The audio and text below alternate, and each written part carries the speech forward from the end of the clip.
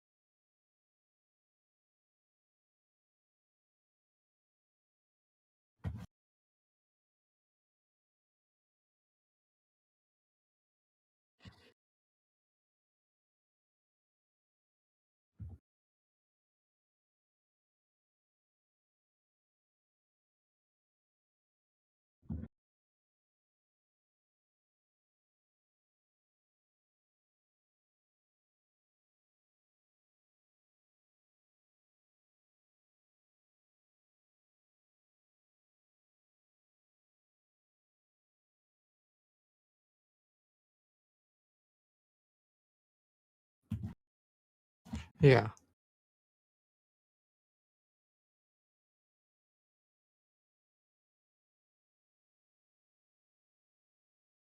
Yeah. Like,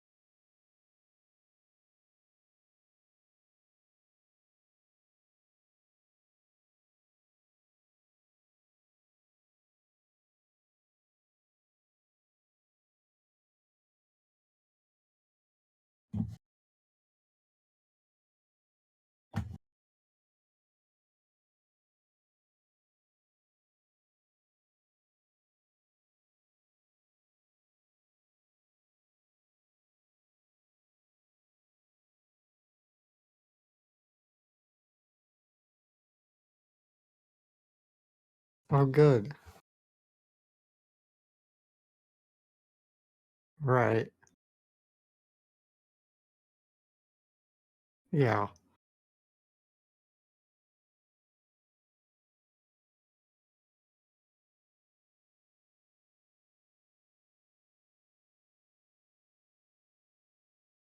Mhm.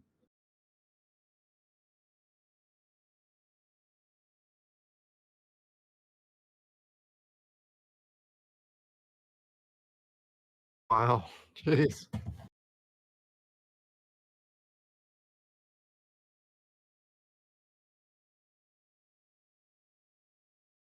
Mhm.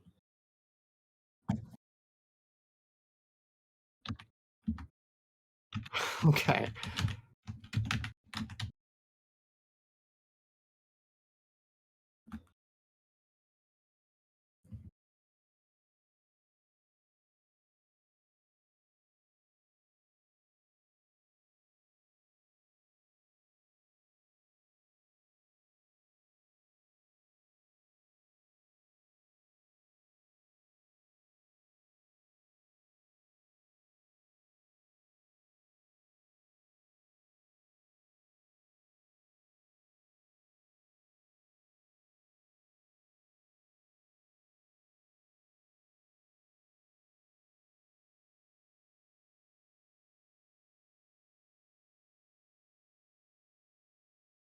Mhm.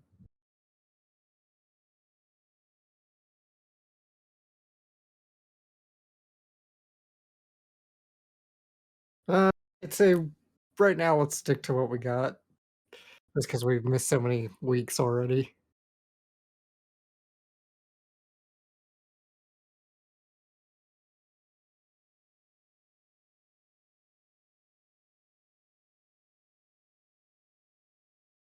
Mhm.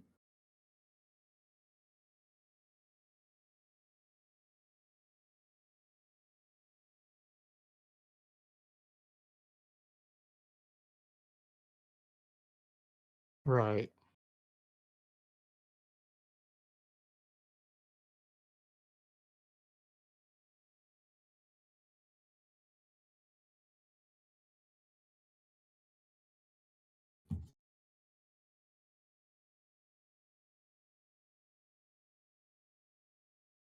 Mhm.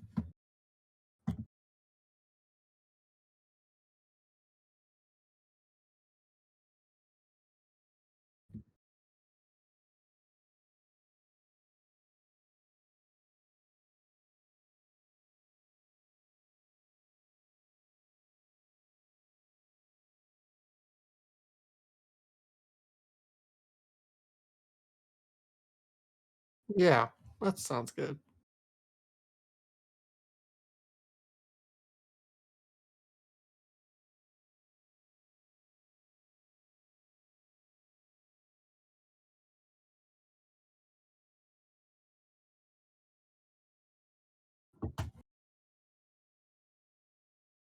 Right.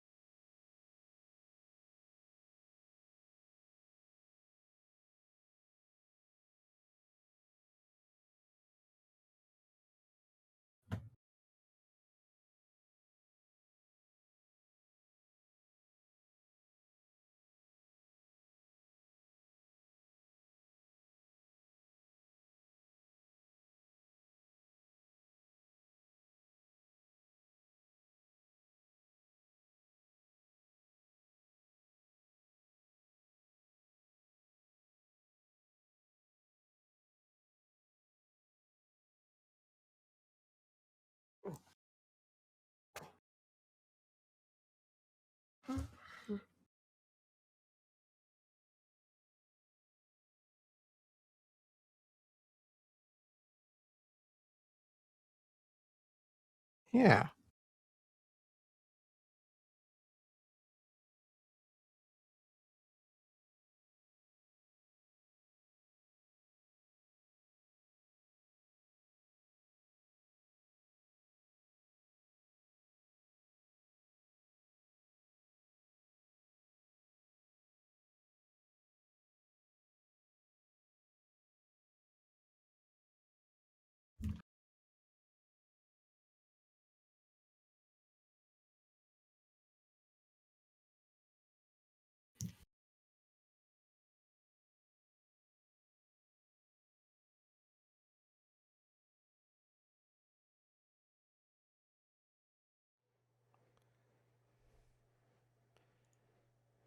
Oops.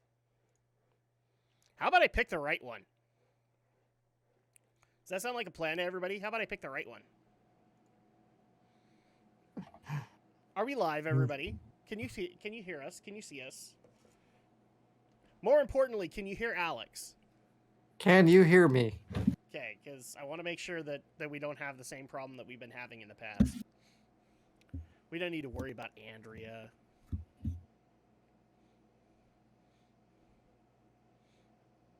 I have tried to be able to do background music for the podcast. I can add it in post, but the problem is that my mics or basically Alex and Romney are tied into the same audio. So at that point, if I put the background music in there, it comes out really, really loud. So I appreciate the suggestion, Father Grazioni, but I can't make that work just yet. I'm still working on that. Alex, how you doing? Not bad, actually. Doing pretty well. Considering that it's the end of the world. It's not the end of the world. It's the end of the year as we know it. Can't come soon enough. It really can't, but I'm just saying, I will be that asshole in the back of the what is it? The customer center in Walmart that's demanding a refund. I'm just gonna be that guy. I don't care because 2021 can bite it. Mm-hmm. I'm just that irritated at 2021. You guys have no idea. And I'm also, you guys can't see this yet because I'm trying to fix the goddamn thing, but I am broadcasting to you guys from my nice, snazzy new office chair that is amazing and feels great. I've already done a couple of streams on it, and it feels good. But because, unfortunately, my camera is deciding to be a super dingus, I cannot show you. The only downside that I've had with it is that I had a leather, so I had to get a leather executive chair, and I hate leather. I don't know about you. I fucking hate leather. And so Right. I had to put like a jersey thing on the back, but that feels so much better.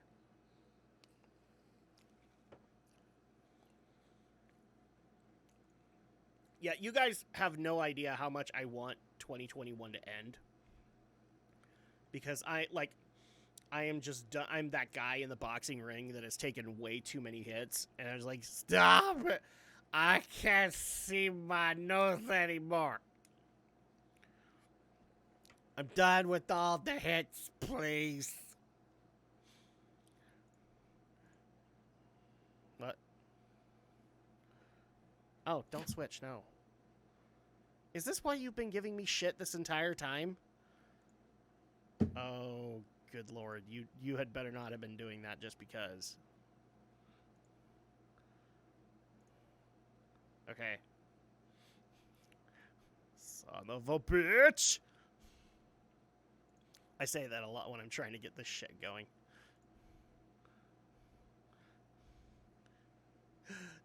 Damn it! Sorry, I was trying to do my trunks from DBZA. Wait, Vegeta's your dad and Bulba's your mom? Damn it! So that's as close to an impression of Kaiser Neko as I get. Uh,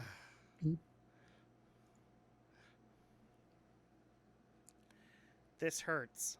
This hurts my soul. And Romney is running a little late today. What the heck?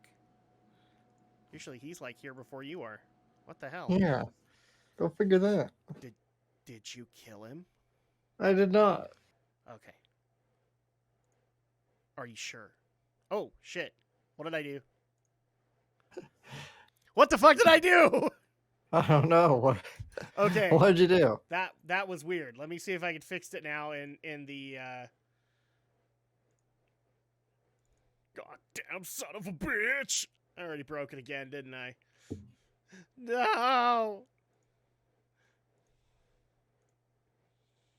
Oh god. No.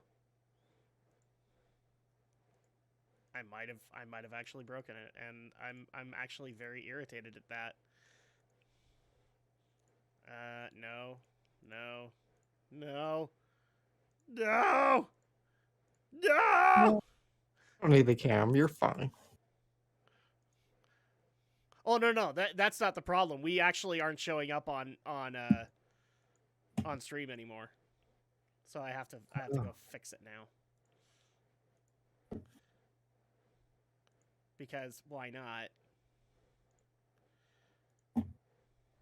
Because I have to make things harder for myself. What can I say? Let's do a window capture, and then there you go at the source. Okay. Yay! We have double Discord. Because I'm lazy and I can't afford to do much else. So yeah, it's been a couple of weeks, Alex. We've had some shit happen. Massive amounts of shit have technically happened in the geeky sphere, but we're only worried about, our own little corners of it. Yeah. Hopefully things good have happened to you in the geekosphere. You saw I got that massive Gundam seed set. Did I? I don't think I did. Did you put up a picture? Yeah, and you reacted to it. I put it in. Oh, did I? Okay, then Yeah. this shows you how effed up schedule is right now. Yeah, go to my. Oh yeah, I did react to that. So is this the one with the new dub?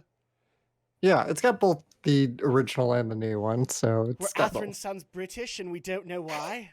Atherin sounds British. I will join that dub again when I hear Atherin call Kira a git. When that happens, then I will join. You stupid git, Kira. That's when that will happen. Oh yeah, I do remember that. And then was this you or was this Alex or was this RPX that wanted to do the watch party of Arcane? Oh, that was RPX. That was RPX? Okay. I can't see right now. Oh yeah, because he also wanted to do another one. Yeah.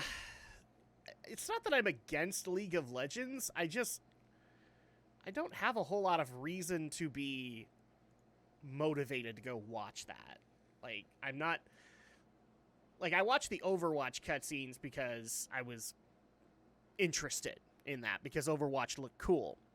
I'm not necessarily in the same boat with League of Legends. I've been content not to know jack shit about it. I don't know. Maybe it's just me. I've never played League of Legends, so... Yeah, I haven't played it, and I don't know anything about it. What are you guys talking about? We're talking about the League of Legends movie or show that just debuted on Netflix. So that's what we're talking about, and how we're probably not going to watch it, and RPX will probably kill me about that. No, I was willing to try one MOBA, and that was Heroes of the Storm, and then it went down the poop chute. So it's just the way it goes. Way it goes with some games. And then today, if you're asking about that, we actually have a couple of big things because we haven't been able to record in a while, and part of that, majority of that has been my fault. But we have lots of stuff to get into, including Game Awards nominees. That's happening. So we get to talk about that. We're also going to be having discussion on the big Sony rumor that happened what was it, this week or last week, on what they're looking to remake next. Then we also have Ridley Scott. He is looking to make a Alien and Blade Runner TV series. So we went out of our way to bring our Xenoblade not Xenoblade, Xenoblade. Xenomorph correspondent. Gee, can you tell what I've been playing recently? Yeah. Yeah, so our Xenomorph correspondent to talk about that. Spoiler alert, it's Alex. Because Aldo anointed him so many years ago, and now it must stick. We've got a listener story about Grand Theft Auto that we're going to get into that I think will be... It's going to be basically more of devs versus gamers in a way. It's also going to be devs not wanting to admit they broke their game, and therefore, when somebody says something stupid, then they have to fire a guy. So that's a thing. Let's see. We also have Streamlabs, and then we also have some Smash news, too. So we'll get into that. And for all the people who are going to be screaming, did we see the Multiverses trailer? Did you see it, Alex? No. I did not. We will probably talk about it in a later podcast. Yeah, I still don't know what to think of it. I've seen the trailer. It looks really weird. And we got all the characters right except for one. And I have a feeling that was because Warner Brothers saw the leak and went, shit! And they decided to change it up just to say that the leaks weren't right. So... instead of Gandalf, they decided to put in Arya Stark from Game of Thrones, which in turn got my DMs lit up because Game of Thrones fans were, as you might imagine, Alex, quite pissed. And also, I actually did have a fan who was like, why'd they pull away Gandalf? I like the fact they put in Gandalf. And I'm like, okay, we're not friends anymore. Play GTA 4. Father Gassione, is there a way to be able to play GTA where I can play ethically?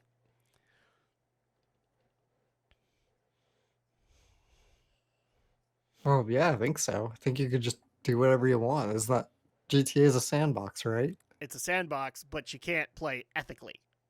Because playing ethically wouldn't be criminal, now would it? Kind of go against the purpose of calling the series Grand Theft Auto. Because playing ethically would be like getting a job and doing your regular everyday life. Not stealing cars, not stealing or not doing drugs, not doing all that stuff. Why play it on PS? No, I refuse to stream on PS3. My PS3 is giving me tons and tons of crap on it. What I'm saying is like there might be games that I actually say no to. GTA might be high up on that list. It may or may not be placed right next to Call of Duty. I'm just saying.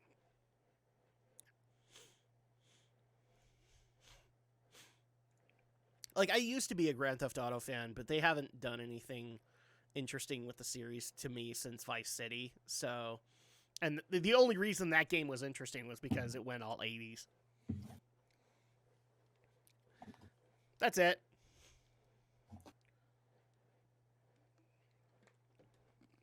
Gee, are we getting to the point where Shadow of Mordor? Are you in the Discord server, Father Gassione? I haven't set it up on YouTube, but I can probably send you a quick invite if need be. Can I? Can I? Oh, okay. well, thankfully Romney has let us know, so he's on his way. As soon as he gets here, then we can start recording, and all of this stuff will be taken out. Because I love you guys that much. Well, I guess a better first question. Do you have Discord, Father Gassione? If you do, then I can send it to you. But oh, and hello, RPX. Welcome. Do I need to separate you two right off the bat? By that I mean Shadow Blazer and RPX. No, why? Oh, okay, good. Oh, thank you. That's an invite to my server, right? Yeah. Okay, cool. Yes, because I gave you mod. Happy Thanksgiving! Happy Thanksgiving to you, man. How was your Thanksgiving, Alex? Well, it was pretty nice, pretty quiet. Technically, I think you don't have Discord. Okay. So I will give you the spoiler, Father Gassione. Tomorrow night, we will be playing Shadow of Mordor because I am OCD and I play first game first. So much ribs and mac and cheese. That is definitely something I've not had on Thanksgiving, but sounds great. Hey, look, I love turkey as much as anybody, but sometimes you want to switch it up. I still remember one year where my uncle decided to make some, like, barbecue, like, what was it? Beans and bacon, and then also some, like, Italian sausage in there, and it was really good. And it was just a change of pace. So, yeah, mine was uneventful aside from a little bit of work, and also the fact that I was running solo for that Thanksgiving party, so I didn't really get to have too much turkey. Not only that, but my kids raided my plate, so welcome to parenthood. Mm-hmm. Let's see. I will take you out. Ha! I might download it. Oh, is that the only reason you want Shadow of Mordor? The only reason you want is because you want to kill me? Well, then I'll just play offline. So there you go. My aunt went hard with ribs this year. Okay. Hey, like I said, sometimes you want to break up the monotony. I mean, my family already does it by having, like, we have the traditional turkey, which was made for my family for generations. But then we also do, like, a second one. And so the second one is like a brined turkey. So we take a smaller one and we brine it, or we smoke it, or something to that extent. Because according to my family, you can't have Thanksgiving without turkey. Yes, not. And if the Holy War game is on, then we have to play it. It has to be on a TV. Which is so stupid, but okay. I kind of figured that you were being sarcastic, Father Gassione. That's why I was being sarcastic back. Like, I'll just turn it off. I'll go offline.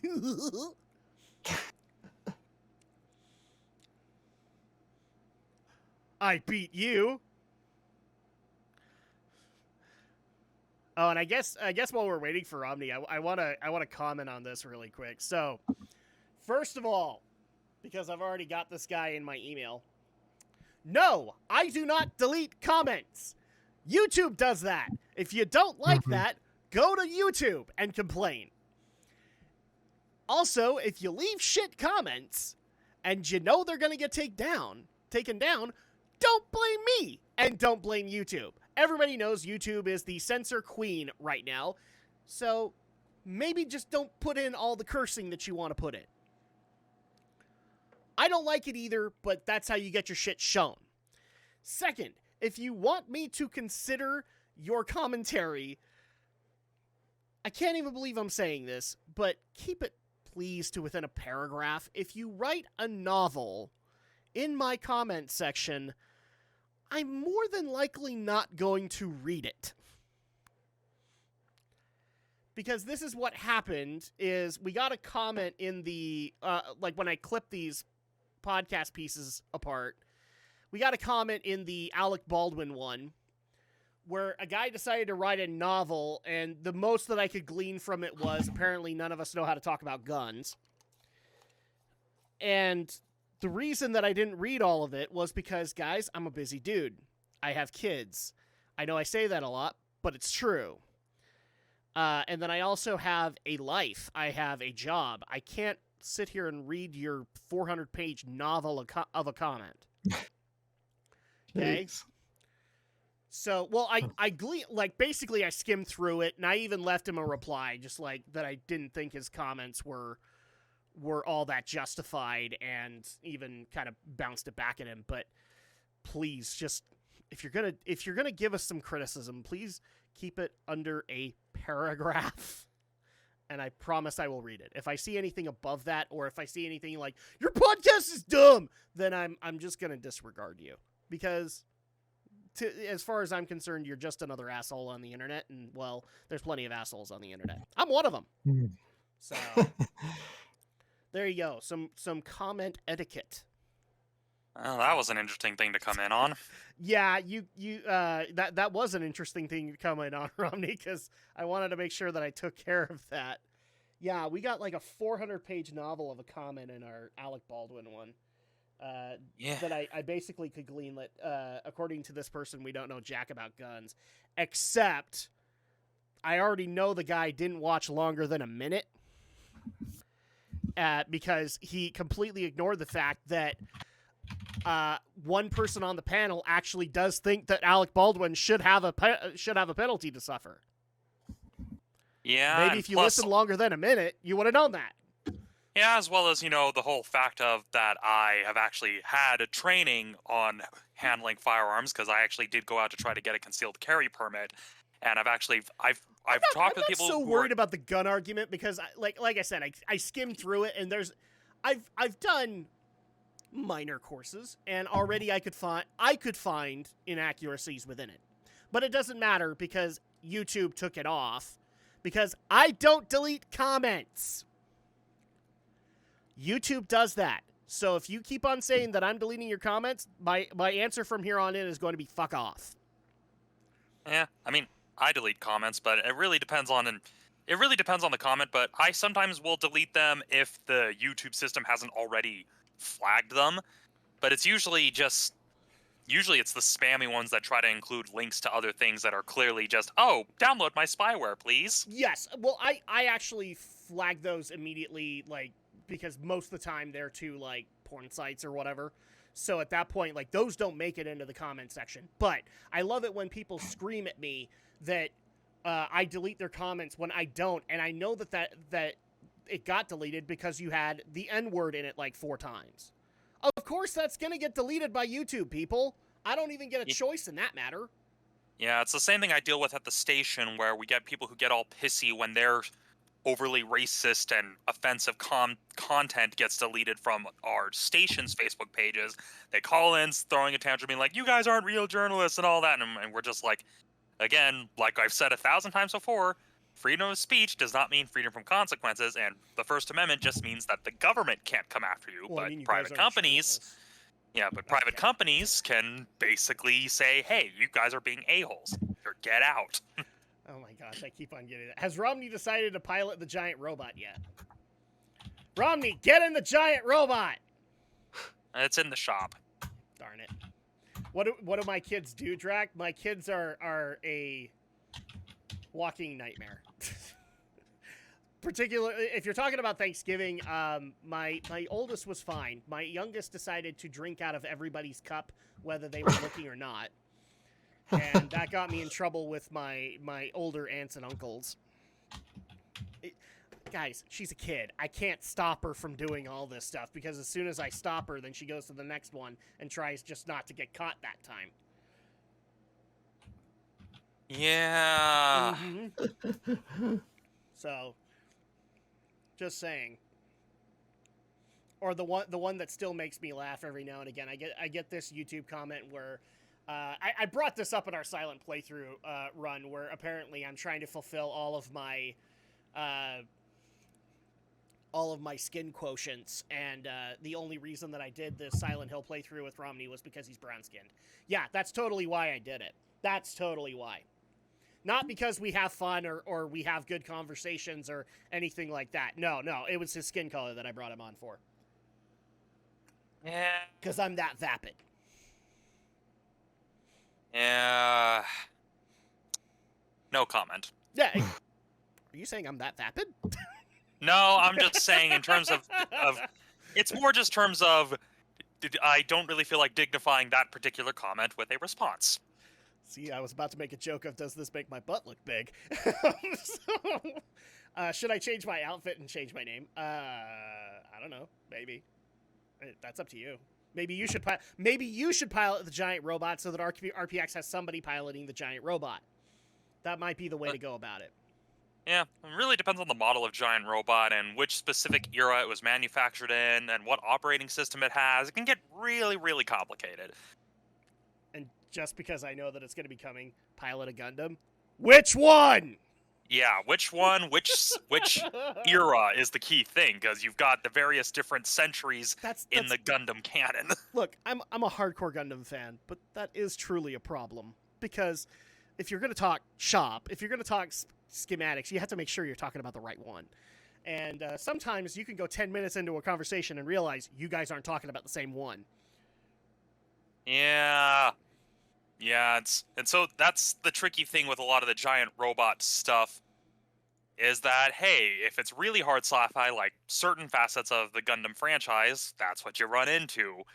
And then if you're going in the more surface level stuff, well, then you've also got alternate Gundam timelines to consider, because you've got like the main Universal Century stuff with Federation of Zeon and the main like other Federation. The Universal Century. Yeah, and the Universal Century, but then you've also got the separate timelines for things like SD Gundam or the Build Fighters like continuity. You've got different continuities at play here. This is kind of what makes certain entries in Super Robot Wars both fun but also fascinating. It's because, you literally have a lot of these different types of mechs interacting that are running in completely different circles and run off of completely different things. Because that's right. RPX wants you to pilot the Double Zeta Gundam because, according to him, when he's seen you on camera, you look like Judao Ashita, the pilot. Like, cards on the table, I have only seen Gundam in passing. I mean, I remember seeing like Endless Waltz as a kid because my sister checked it out from the library because she was let me see if I can finally get this answered, because RPX will not leave me alone. Gundam Seed never happened. Alex, do you have a comment on that? Oh, why would you say Seed never happened? I love this. I think we've had this conversation before. RPX is very anti-boy band Gundam. So, and Seed along with Wing and 00 all fall into that camp. And while I do agree, they all look like they should be part of a boy band. I mean, that's how they brought the women in. So, can I really argue? This probably means he's not a big Macross fan either, at least of the later entries into Macross, where you literally have a literal band also piloting the fighters. I think it was like the most recent Macross anime that did that. Let's see. Okay, this'll do it. So, just to finally answer this, that is Judao Ashita. That's the main pilot for Double Zeta. So apparently, so according to RPX, this looks like this is wrong. I mean, I can kind of see it. I mean, if I was into cosplay, it'd be like, okay, that's a cosplay idea. See, that actually might be one that I'd recommend to you, just because, to me, it's more of a comedic Gundam. I don't mean that in an insulting way. It's got a lot of gaggy moments that are kind of making fun of anime as well as Gundam at that point, because around that time, Gundam had been around for, I want to say 10, 15 years. So it's definitely a Gundam series where Gundam is making fun of itself. Yeah, I mean, that tends to happen with really any major long-running franchise. Its intro song is literally called Anime Is My Life. Yeah. In terms of Gundam, like, again, my exposure was limited to basically Endless Waltz because my sister borrowed it from a friend or from a library. I can't remember which one. It was basically on a friend's recommendation. And then there was the PS2 Gundam game Federation vs. Zeon that Which is good. I like that. my then best friend in elementary school let me borrow. Sort of. It wasn't that he let me borrow it. Long story short, he was sleeping over at my house, and he brought his PlayStation 2 and brought the game with it, and we played that a fair bit. And then, in terms of any newer Gundam stuff, I have the full series of Turna Gundam, because Sid Field, working on the designs, I put it on my radar, because, like, oh, Sid Field, production designer for films like Blade Runner. That would be interesting to see. And so I've seen the first few episodes, but, yeah, so I'm not really a mecha guy. Like, the only complete mecha series I've seen all the way through is the original run of Evangelion, and that's it. Mm-hmm. But you've seen a little bit of Macross, and you've seen a little bit of Gundam. So at that point, I would still at least say like you know your fair share. Yeah, like I can recognize it, and I can at least tell them apart. Because when my older sibling got back from their trip from Japan, because they had a friend who was in the Navy and they were stationed in Sasebo, he had brought a picture that he had taken, and it was a giant scale replica of Patlabor, and he's like, oh yeah, look at this Gundam here, and I'm like, oh well, that's not actually Gundam, that's Patlabor, because I can tell them apart. I can tell the difference between whether something's from Gundam, whether something's from Patlabor, or something from like one of the myriad of other mecha series Sunrise has produced. I love the fact that you didn't even say whether or not you liked Evangelion or not, and RPX goes, no! Evangelion sucks so bad. He didn't even say if he liked it or not. Well, here's kind of my take on it. Really quick, Father Gassiana, so I actually have links turned off because I got a ton of bots that would come into our chat and spam like Australian sites and porn accounts. So I don't even allow links to be sent. Sorry, man. If you want to be able to do that, I think it's still allowed in the comments. Or you can DM me on Twitter or something like that. Yeah. In terms of my thoughts on Eva, it's interesting. I can definitely see a lot of the key influences, like a lot of the Ultraman influences. But I can also I view it as a bit of a fascinating case study of someone with depression trying to create an optimistic message, but not really believing in the message that they're trying to tell. Now, granted, I don't know if this is something that's slightly changed with the Rebuild movies, because I haven't watched the Rebuild movies, but that's kind of my takeaway, where it's okay. There are some aspects of Evangelion I like, and I'm a fan of the Anima Evangelion novels that have come out in the wake of it, that I honestly feel is a better continuation of the series than it depends what we've on got what you mean officially. By changed, because if you want it to be remedied, I mean, Alex will probably have a different viewpoint than me, because I don't think he really remedied it. He just went different directions with it.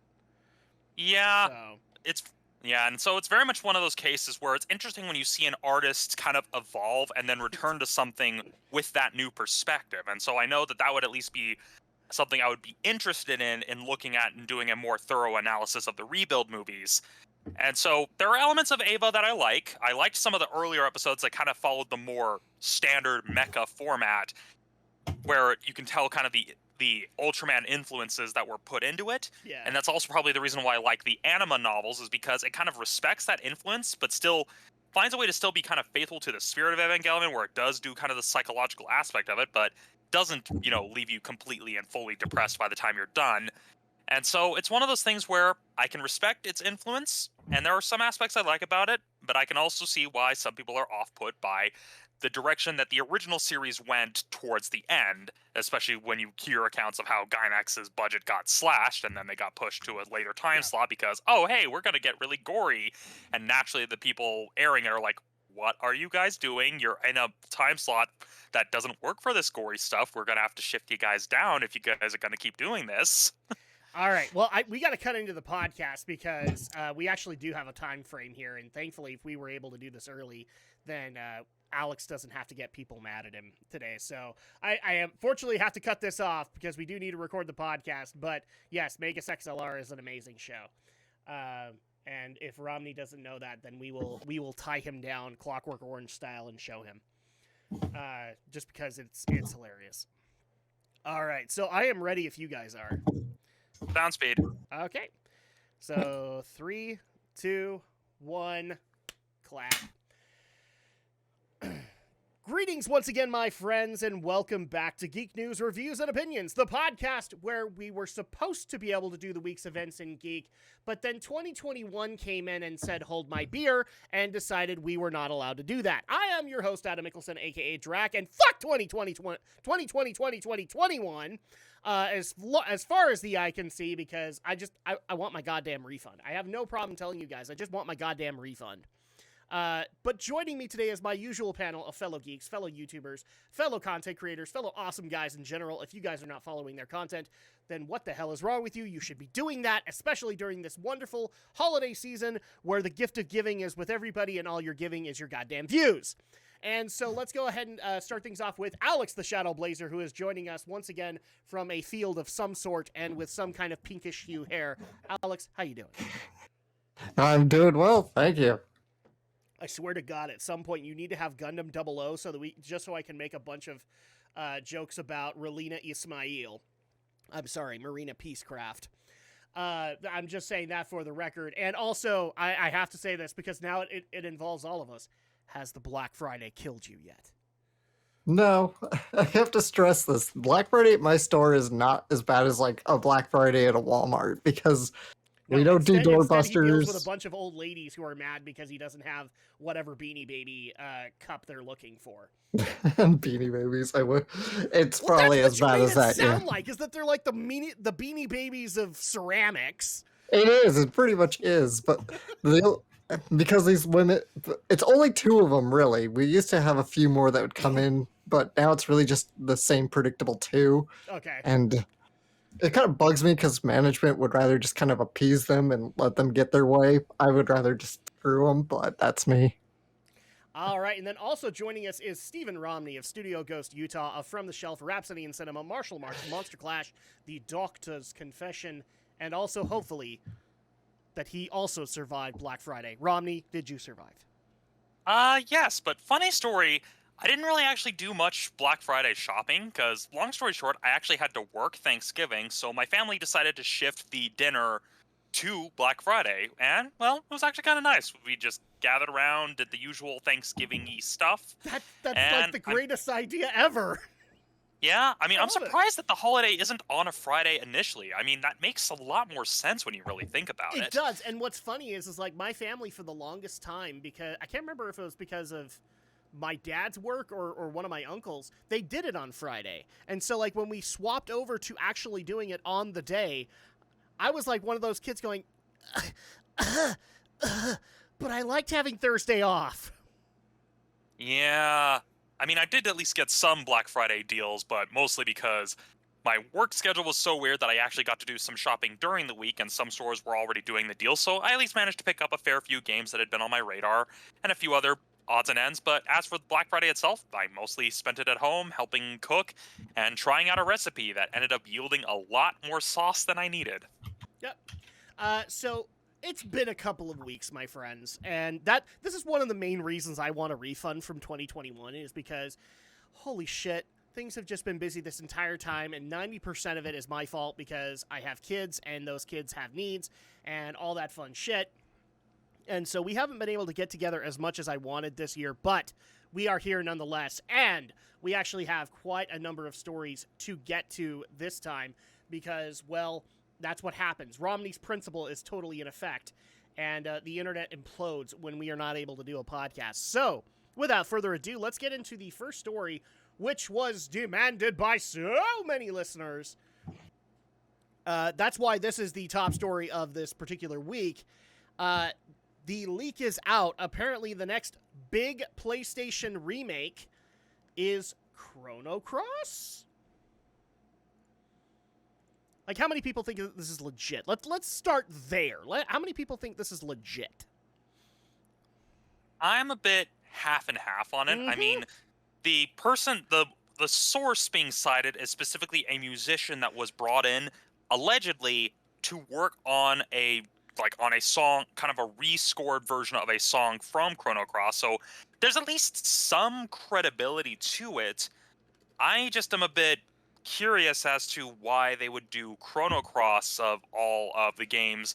Now, granted, I understand kind of the appeal of why they would choose Chrono Cross over Chrono Trigger since, well, Chrono Trigger, it's been ported billions of times over, and so there's probably not as much, I guess, not as much need for a remake of Chrono Trigger. As for Chrono Cross, I remember even compare out of the rest of the Chrono series, it's always been kind of It's the not odd exactly one out. yeah, it's very much the odd one out, especially considering that Chrono Cross itself is a remake slash retooling of Radical Dreamers. It's kind of one of those. Mhm. It's in that weird area of the franchise And where what's weird Square is is you like, can get Radical Dreamers. Like for the longest time, it wasn't available, but now with the internet, Radical Dreamers is not that hard to get available now. All you have to do is just do a little bit of digging, and you can get it yourself. yeah. Even though the creator of Radical Dreamers himself admitted, hey, I don't really want people to play it. Chrono Yeah. Cross is more the intended version of Radical Dreamers, but Yep. well, Radical Dreamers has a much stronger tie. Hence why he flags lore channels that actually try to do comparisons between the two. Yeah, it's a bit weird, but it's definitely one of those cases where, I mean, I can kind of see it. It's especially given that we're getting cross wires where some are saying that it's going to be PlayStation exclusive, but even in the article we're going off of, they say that there's a possibility that it may go multi-platform. So it's one of those, is this something being backed by Sony or is this Square trying to do it? See, Because that's the big question, isn't it? Because like the one who's saying it is like it says big PlayStation remake, so that makes you think, okay, this is Sony saying that. Do they have the right to say that? Have they talked to Square Enix about it? Is this going to be another one where Bluepoint does it, or are you instead going to be commissioning Square Enix to do it? I don't know. It hurts my brain. Especially since, like you kind of said, this of the two games that are out there, Cross is definitely the most convoluted of them. Like let's throw Radical Dreamers out for just a second. Comparing Trigger to Cross is, in my opinion, the more convoluted of the two games. And therefore doesn't have the diehard fan base that Trigger does, because Trigger is fairly straightforward, given that it's a time travel story. Yeah, and I mean, another factor to it as well is that Cross is pretty much what you get when you have Square trying to follow up a big hit RPG, but without a lot of the key people that helped make the original, because they didn't bring back Sakaguchi, they didn't bring back Yuji Horii. I mean, there was a reason Chrono Trigger was called the Dream Project. Not Nomura. Crap. Masato Kato? No. Dragon Ball guy. Toriyama. Toriyama wasn't even talked to about it, was he? No, and so it's kind of one of those cases where it's kind of one of those things. That's why it ended up the way it did, because you had none of the original people involved behind it, and I think that's why you have such a tone shift from game to game. I mean, and I can kind of get why, because, and this is something Square has gone on record about, saying that the reason there hasn't been a Chrono sequel is just because a lot of the business politics involved in getting everyone back on board. Yeah, if you don't think that there hasn't been ideas pitched, I can tell you right off the bat, there have been many ideas pitched for Chrono Break, Chrono Trigger 2, Chrono Cross 2. Like, all you have to do is go digging in the internet, and you've seen a lot of pitches that have been made, and they just don't fly. Yeah, and that's pretty much the key thing, especially now that Sakaguchi has long since left Square Enix.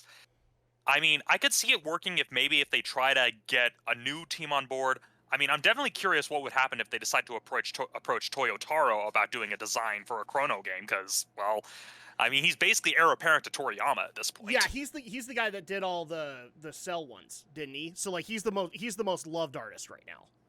Yeah, Toyo Taro, he's basically the main guy drawing Super, as well as the person who helped. Yeah, he was brought in during the Tournament of Power because he loves the Cell Saga designs, right? No, that's a different one. Toyo Taro is the person who's been helping to draw the Super manga, who's been working with Toriyama from the start of Super. Okay. He was specifically brought on to work on Super Dragon Ball Heroes because of his Dragon Ball AF manga, and since the ending of the Super anime, he's been the one who's been drawing pretty much all the current stuff with the current run of the Super manga since the end of the Tournament of Power. So he's done the Moro arc, the Granola arc. He's basically, like I said, the new Toriyama, as it were. He's basically the guy taking up the mantle with Toriyama outlining the story. So, I mean, nobody's been contacted on this, especially like Sakaguchi, who just barely put out, what is it, Fantasian, which he has already said is his retirement work. It's the last thing he's ever going to do in the gaming industry. So at that point, like, he hasn't been consulted. Nobody's been consulted on this matter. So where are we getting this from? Like, Yeah. Like, is this just Sony trying to use the press to pressure Square Enix into doing it? Well, I don't really see that. I can see maybe some sort of deal, especially considering that this is being attributed to an NVIDIA database leak. Again, this has a bit more credibility because the person they're quoting is folk singer, and I apologize to any fans in Ireland. I'm going to try my best, but folk singer Ava McMahon, who basically performs under the stage name Ava, was doing an interview with an Irish radio station and basically said, oh yeah, I recorded a Irish, I'm guessing, Celtic or Gaelic language theme for the game, which had yet to be revealed. So there's at least some credibility to it. So it could just be that this was some sort of backdoor dealing that Square and PlayStation had been doing. Yeah. Especially, it's definitely not, I don't see it being Sony trying to pressure Square into doing it. I just see it more as, oh, this was something we were working on, that we were hoping to bring together, that we were pretty much trying to put the pieces together to see if this was feasible, and then it leaking would be kind of their way of thinking like, okay, well, this leaked, people are talking about it, okay, there might be some legs to this idea, let's go ahead and move forward. Yeah. Okay, I'm just gonna give my main problem with this, because, look, I have nothing against Cross. In fact, what's happened over the years is I've gained a love and appreciation for Cross and what it tried to do, and therefore, like, when it came out initially, I kind of hated it because it didn't make sense. Kind of like my reaction to the first Kingdom Hearts when that first came out, and then 2 happened, and that started to endear me. Why aren't you doing anything with Trigger? Trigger is the more popular game. Trigger has how many dedicated fandom sites, like, currently waiting for some kind of a remake of Chrono Trigger? I mean, for crying out loud, when the Secret of Mana reboot came out, people were screaming, "Do Chrono Trigger next!" Because it was another one of those 16-bit Super Nintendo RPGs that everybody just loved. So why are we? And I get partially why they're not doing it. You know, if this is a bout between PlayStation and Square Enix, then you'd have a completely different deal with Nintendo and Square Enix. But why not just do Trigger first? Trigger has the fan base. Well, from a business perspective, it probably would be because, oh, well, we already have like a modern port of Chrono Trigger.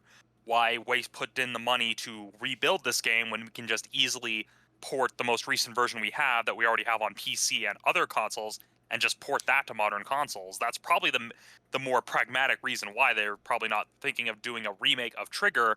It's because Trigger's been ported to modern systems at least 5 or 6 times by now, whereas Cross, the only way you can really play Cross at present is if you have a PlayStation 3, PSP, or Vita and go through the PlayStation Store. And so with Cross, there's at least a bit of an argument that could be made, being like, okay, unless people are willing to sign up for a PlayStation Play, this is a game that's not as readily available as Trigger. And so that's probably why they're thinking, okay, there's at least more here to justify a remake as opposed to Trigger, which, again, has been ported. It's kind of a if it ain't broke, don't fix it sort of things. So our live chat is here. By the way, welcome to live chat. Chrono Trigger might trigger too many people. The other reason that I've heard, and I want to bounce off of you, Romney, and see if you agree or not. Like, I still think Trigger ought to be made, but maybe the reason that they're doing a remake for Cross is because they want to get Cross back in people's heads. So at that point, they can properly announce a sequel to Cross at that given moment. But to me, that still just brings up the question, why not just remake them both? You know, like, do Trigger first. It's got the popular fan base. And here's the thing. A lot of Chrono Trigger fans have affectionately become Chrono Cross fans over the years. Then do Cross, and then announce your third game. Like, everybody's been screaming that the Chrono series needs to return. Like, why on earth? I've had this discussion in my streams so many times. Why are we continuing to work on Final Fantasy VII stuff when there are people who are demanding for a third Chrono game? And I get it, it'd be hard to make, but... Yeah, I mean, hard but not impossible, given that we are kind of at an era here where we're basically seeing a changing of the guard with a lot of major franchises. I mean, as we're seeing with Final Fantasy 16 coming up, it's very much a case of, okay, we have new blood shepherding these franchises, mostly because, hey, let's not give Nomura yet another thing to work on and, try to make into a frickin' musical for the umpteenth time, which still blows my mind that he wanted 15 to be a musical. Well, and I believe, 80% of his team, for 16, are still taking notes from the Neo team, who is currently working on Strangers of Paradise. I'm sorry, I didn't say that right. Give me a second. Chaos! The game. Yeah, and so it's very much a case where we're seeing a changing of the guard, so I can definitely see them approaching a Chrono, either a remake or a follow-up, and being like, okay, well, we've got some new talent here, let's give them this dormant franchise and see what they can do with it. And so, again, it's one of those things where maybe Cross is also the less risky of the two to remake, because with Trigger, given how beloved it is, and given how it kind of has its established format gameplay-wise, given that Cross is kind of the odd one out, there's probably less risk of doing a remake of Cross and making changes, whereas if you were to remake Trigger and say, for the sake of example, try to make it into an action RPG like in the Kingdom Hearts style, people would probably not be too happy with that idea when you look at how they responded to when they did that. Oh, yeah, you're actually bringing up one of the questions that I had, was like, what are you going to do? Are you just going to FF7 remake that? Because I don't know if it would necessarily work for the Cross formula. Yeah, and so Cross is, of the two, Cross is at least the game that is the least risky to experiment with those kinds of changes, whereas doing a remake of Trigger and then doing those gameplay changes probably wouldn't go over too well. And we saw this with the I would backlash. definitely do, the Secret of Mana version of Trigger. Just put a nice coat of paint on it, and then just, put it back out there. And with Cross, yeah, you'd probably need to do the bigger, more from the ground up kind of remake. Yep, and again, to get back on point, between the two, Cross is at least obscure enough to the general public that if they make those changes, the backlash wouldn't be nearly as severe as opposed to making those changes with a Trigger remake. Yeah. Alex, where are you at with this? Because I know you're a Chrono fan. Do you think that they ought to do Chrono Cross first? Do you think they ought to just do Trigger? Where are you at? If you're gonna truly remake it, like a ground up remake with a whole new everything, not just a remaster with a new, essentially making the game with a coat of paint, then yeah, Cross would probably actually be the better choice to do, because like Romney says, there's a lot less risk because Cross has its fans, but Trigger's probably the more fondly remembered game in terms of its fans, in terms of its following.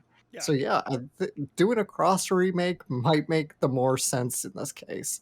And also like Romney said, Trigger is still pretty readily available. You can buy it in a lot of different places. You can still get it on DS. That's pretty easy to find. It's on Steam. So yeah, if you're gonna really remake it, the PC version also incorporated the DS ending as well, because I know a lot of people get very mad because in order to get the ending that is more in continuity with Cross, you have to get the DS version, but I could have sworn I saw somewhere that the PC version had also been given that. Yeah, the PC and the mobile versions were given some of the updates from the DS version. Yeah. And I remember that was why the initial Steam version was as controversial as it was because it was basically a butchered port of the mobile version that they then went back and fixed. But they went back and fixed it, right? So at that point, it's working. Yeah, I mean, I don't know. I don't see a reason to not get the hype going first with Trigger. I can see why you would want to do that. I get the logic there. I just think you'd have a bigger charge if you started with Trigger, and then at that point did a remake of Cross, and then at that point, but here I guess another problem might be they might not even have a sequel in the works. They might just want to fix, since they did all those fixes to Trigger, they just want to fix Cross so that it mixes better with Trigger. That's kind of what I'm more expecting. If they're gonna really do this, they're probably not necessarily gonna make a sequel. They're probably just trying to update Cross a little But bit why more. not? I want my sequel. I Like, know, I do too. yeah. Plus, especially when you consider how tonally different the two games are, a remake would probably be the opportunity for them to kind of course correct and think, okay, how can we resolve some of the continuity issues that make Cross feel more like a sequel to Trigger, as opposed to what the original game did, where a lot of the connections to a Trigger were pretty much revealed hastily in the third act. And that could Yes. also be a reason why they would be remaking Cross, would be like, okay, let's find a way to actually Or they make were it feel super like, subtle and nobody got it.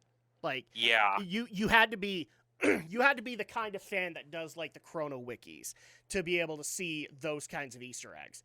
And I could totally get that. yeah, and alternately, it's also like you either had to be someone who was well versed in the Chrono wikis, or the other part of it, someone who had already been familiar with Radical Dreamers and some of the revelations from Radical Dreamers, where the connections were a lot more overt. So maybe with this remake, that could be Square trying to be like, okay, let's fix some of the narrative issues, so that way we can actually explain more clearly how this connects to the events of Chrono Trigger, so that it feels like an actual continuation of the story. Mm-hmm. But that's always the tricky thing with time travel stories. That's why that's why it's very rare for there to be actual franchises that involve time travel. I think the only franchise involving time travel in any medium that has worked has been Back to the Future, and that's Back to it. the Future and Chrono Trigger. Those are the only two I can think of that have made Steins time Gate. travel. What was that? Yeah, Steins Steins Gate. Yeah, Gate. Steins Gate. Okay, well that's yeah. anime. But, So then we yeah. have movies, we have games. But time travel is so hard to be able to make work. And on top of that, with Cross, you're adding in alternate realities into it. So it just creates a whole other slew of things. But I will also say that this is not all too different from another series that I actually love to follow, the Xeno series, which even though the Xeno games are not all interconnected, you do have references that go into each of the games, and some of them are as subtle as they were in Chrono Trigger or in Chrono Cross. So at that point, I mean, I get that concept, but it's just like, ugh. I still like, maybe it's just my inner OCD. Just make Trigger first, and then do Cross, and then announce a damn sequel. Damn it. Yeah. Of course, with the sequel, it just raises the question of where do you go with the story? I mean, granted, there is a gap between the two games that people have made fan games to try to address the connection between Cross and Trigger that you could fill in. But again, somebody was making a really compelling argument on Reddit. I can't remember where the thread is, but basically saying that, if you go through all of the ending of Chrono Cross, they don't technically solve the problem that occurred in Cross. And to bring people up to speed, basically through time experiments, they open up a timeline where Lavos actually does win. And that's the thing that kind of pushes Cross forward. Where in Chrono Trigger, we figured out a way to be able to end Lavos. Lavos found a way to be able to create a timeline where he won, kind of thing. And so at that point, the argument is they didn't really solve the problem with that. He still technically can win. So at that point, you do a third game based in that timeline. Yeah. And again, that's a whole. There's so many problems with even doing that too. Yeah, I mean, alternately, like, and this is just my brain thinking, like, at this point, it's just like, okay, a third sequel trying to solve that issue. Someone just send in Time Patrol Trunks. That'll solve things. Yeah, probably at that point. So final thoughts on this one. Like, ultimately, do we want a remake of Chrono Cross? Is that a game that you would like to see being done, whether or not Trigger happens? Does the PS2 game or the PS1 game deserve a remake of some kind? I would say yes, but again, with the caveat, like I mentioned before, if they decide to take this as an opportunity to fix some of the narrative issues, to make it feel more like a sequel to Chrono Trigger, basically, I would say yes, this should be given a remake, because this would give Square the opportunity to basically fix up some of the narrative problems that Yes, they had created which for themselves. they did with all of the Chrono Trigger re-releases. Originally neither one of them connected, and then they did the DS version, which connected a little bit better to cross. So at that point, yeah, fix that so that not only does it tie better to Trigger, but I'd also say, like, take that time and find a way to be able to do, like, if you're going to do a third game, open a way for a third game. Because right now, aside from the fact that, again, an argument's being made that the alternate timeline got made, there really isn't one. So at that point, like, we don't know what would be needed to solve. Especially if you get the proper ending of Chrono Cross, like, it kind of is a happy ending in a weird way. So, yeah, I don't even know if you could do anything after that. But yeah, it's hard to say. That's me. Alex, would you play a remaster of Chrono Cross? I might. I didn't get very far in Chrono Cross the first time, so if you could fix a few of the issues, then maybe I would. I have gone back and played it again, and it is much better this time around. But I can see a lot of the problems that people might have. And funniest thing, we're bringing up a bunch of other time travel ones, and Terminator gets brought up. So RPX in our live audience is asking, which is Romney's favorite Terminator movie? This is probably going to make people scream, but I haven't actually seen any of the Terminator movies all the way through, aside from Resistance and Genesis, because those came out in theaters. Like, I've seen brief snippets of both the first and second Terminator films, mainly through TV airings. Yeah.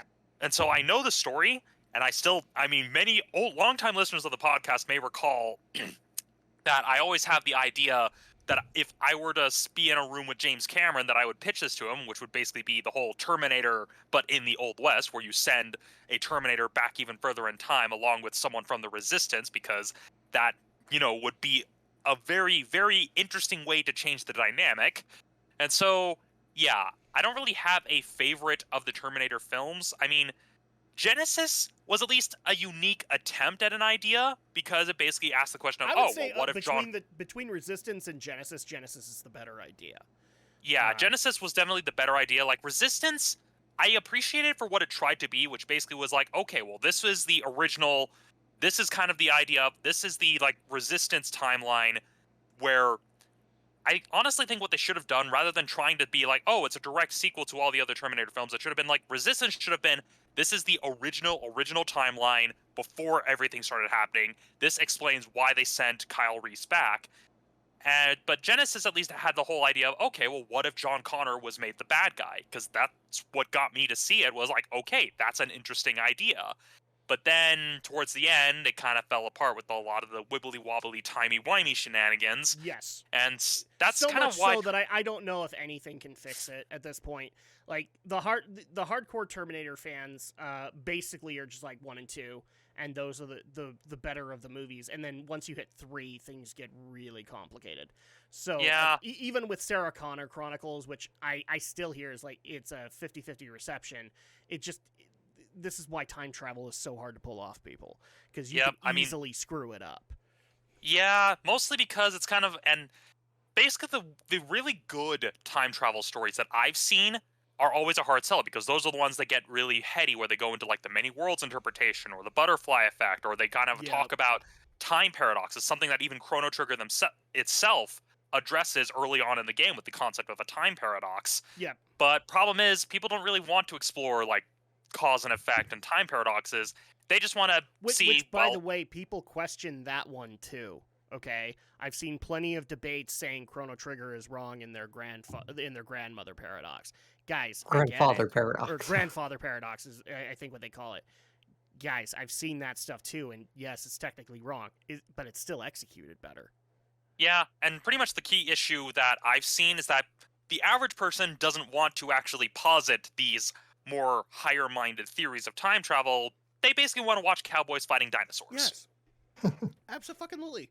All right, so let's go ahead and move on into the next story here, because I think we've hit the nail on the head. And this one, I got a few listeners asking, but specifically they wanted to bring in our resident xenomorph expert for his expertise on this, because we never have reason to bring in our xenomorph expert, which, for those who do not know, is Alex. Mhm. So one of your favorite directors, Ridley Scott, he's been fairly busy over the last couple of weeks. If he hasn't been yelling at millennials on cell phones, he has been alluding to the fact that we might be getting 2 new TV series based off of properties he has worked on. Specifically, Blade Runner might be getting a TV show, and that Alien might be getting a TV show. So I'll take it away, Alex. What's your take on all this? Okay, well, confession time. I've never actually watched Blade Runner. I know that's incredibly weird, right? Dare you? Well, How to be fair, I there's like haven't a seen it either. I know there's like 20 versions of it, so I'm like, okay, which one do I watch? well, I can answer that straight up.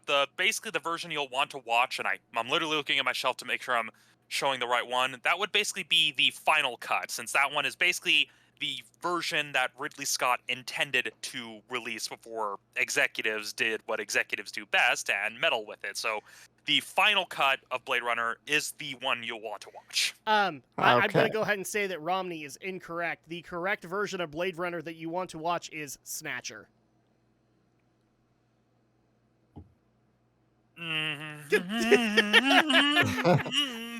I'm sorry, I have to throw in a Kojima reference here and there.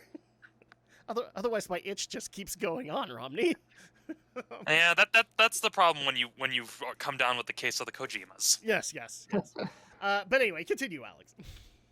So, but I do know the basics of Blade Runner, so I Yes. could definitely think, yeah, it would lend itself very well to TV. And basically, I think the same could be said for Alien. It depends on what kind of an alien story you do with it, right? I mean, right now, all we know is apparently they've made a Bible for each.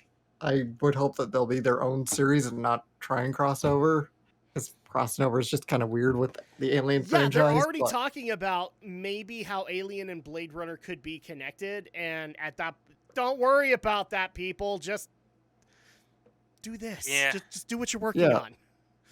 I'm not necessarily strictly against a crossover, Yes, but but you don't for need now, to start with a multiverse. exactly. Let's not get too ahead of ourselves. Let's try and see where each one goes first. Yes, Right. establish a continuity that people can appreciate. Don't pull a DC before you have a DC to be able to work with. Exactly. So Yeah. Oh, and I already see in our live chat, Predator. Predator's already being done by Disney, so good luck with that. I can already tell you it's not going to look pretty. But, okay, I have an honest question that I want to bounce to you guys. I can't speak to Blade Runner. Blade Runner might actually work in a TV show format because you could easily just, build a slow-to-build plot around robots that are basically trying to take over humanity, etc. I think you could do that. Alien? Doesn't that kind of ruin the prestige of Alien? To Well, put it in a lot of weekly format? Not necessarily. Again, there's a lot of extended media already in Alien. There's True. comics and there's novels. So there are, I think, potential stories. None come to my mind particularly, but I think there are the potential for exploring interesting stories in the Alien universe.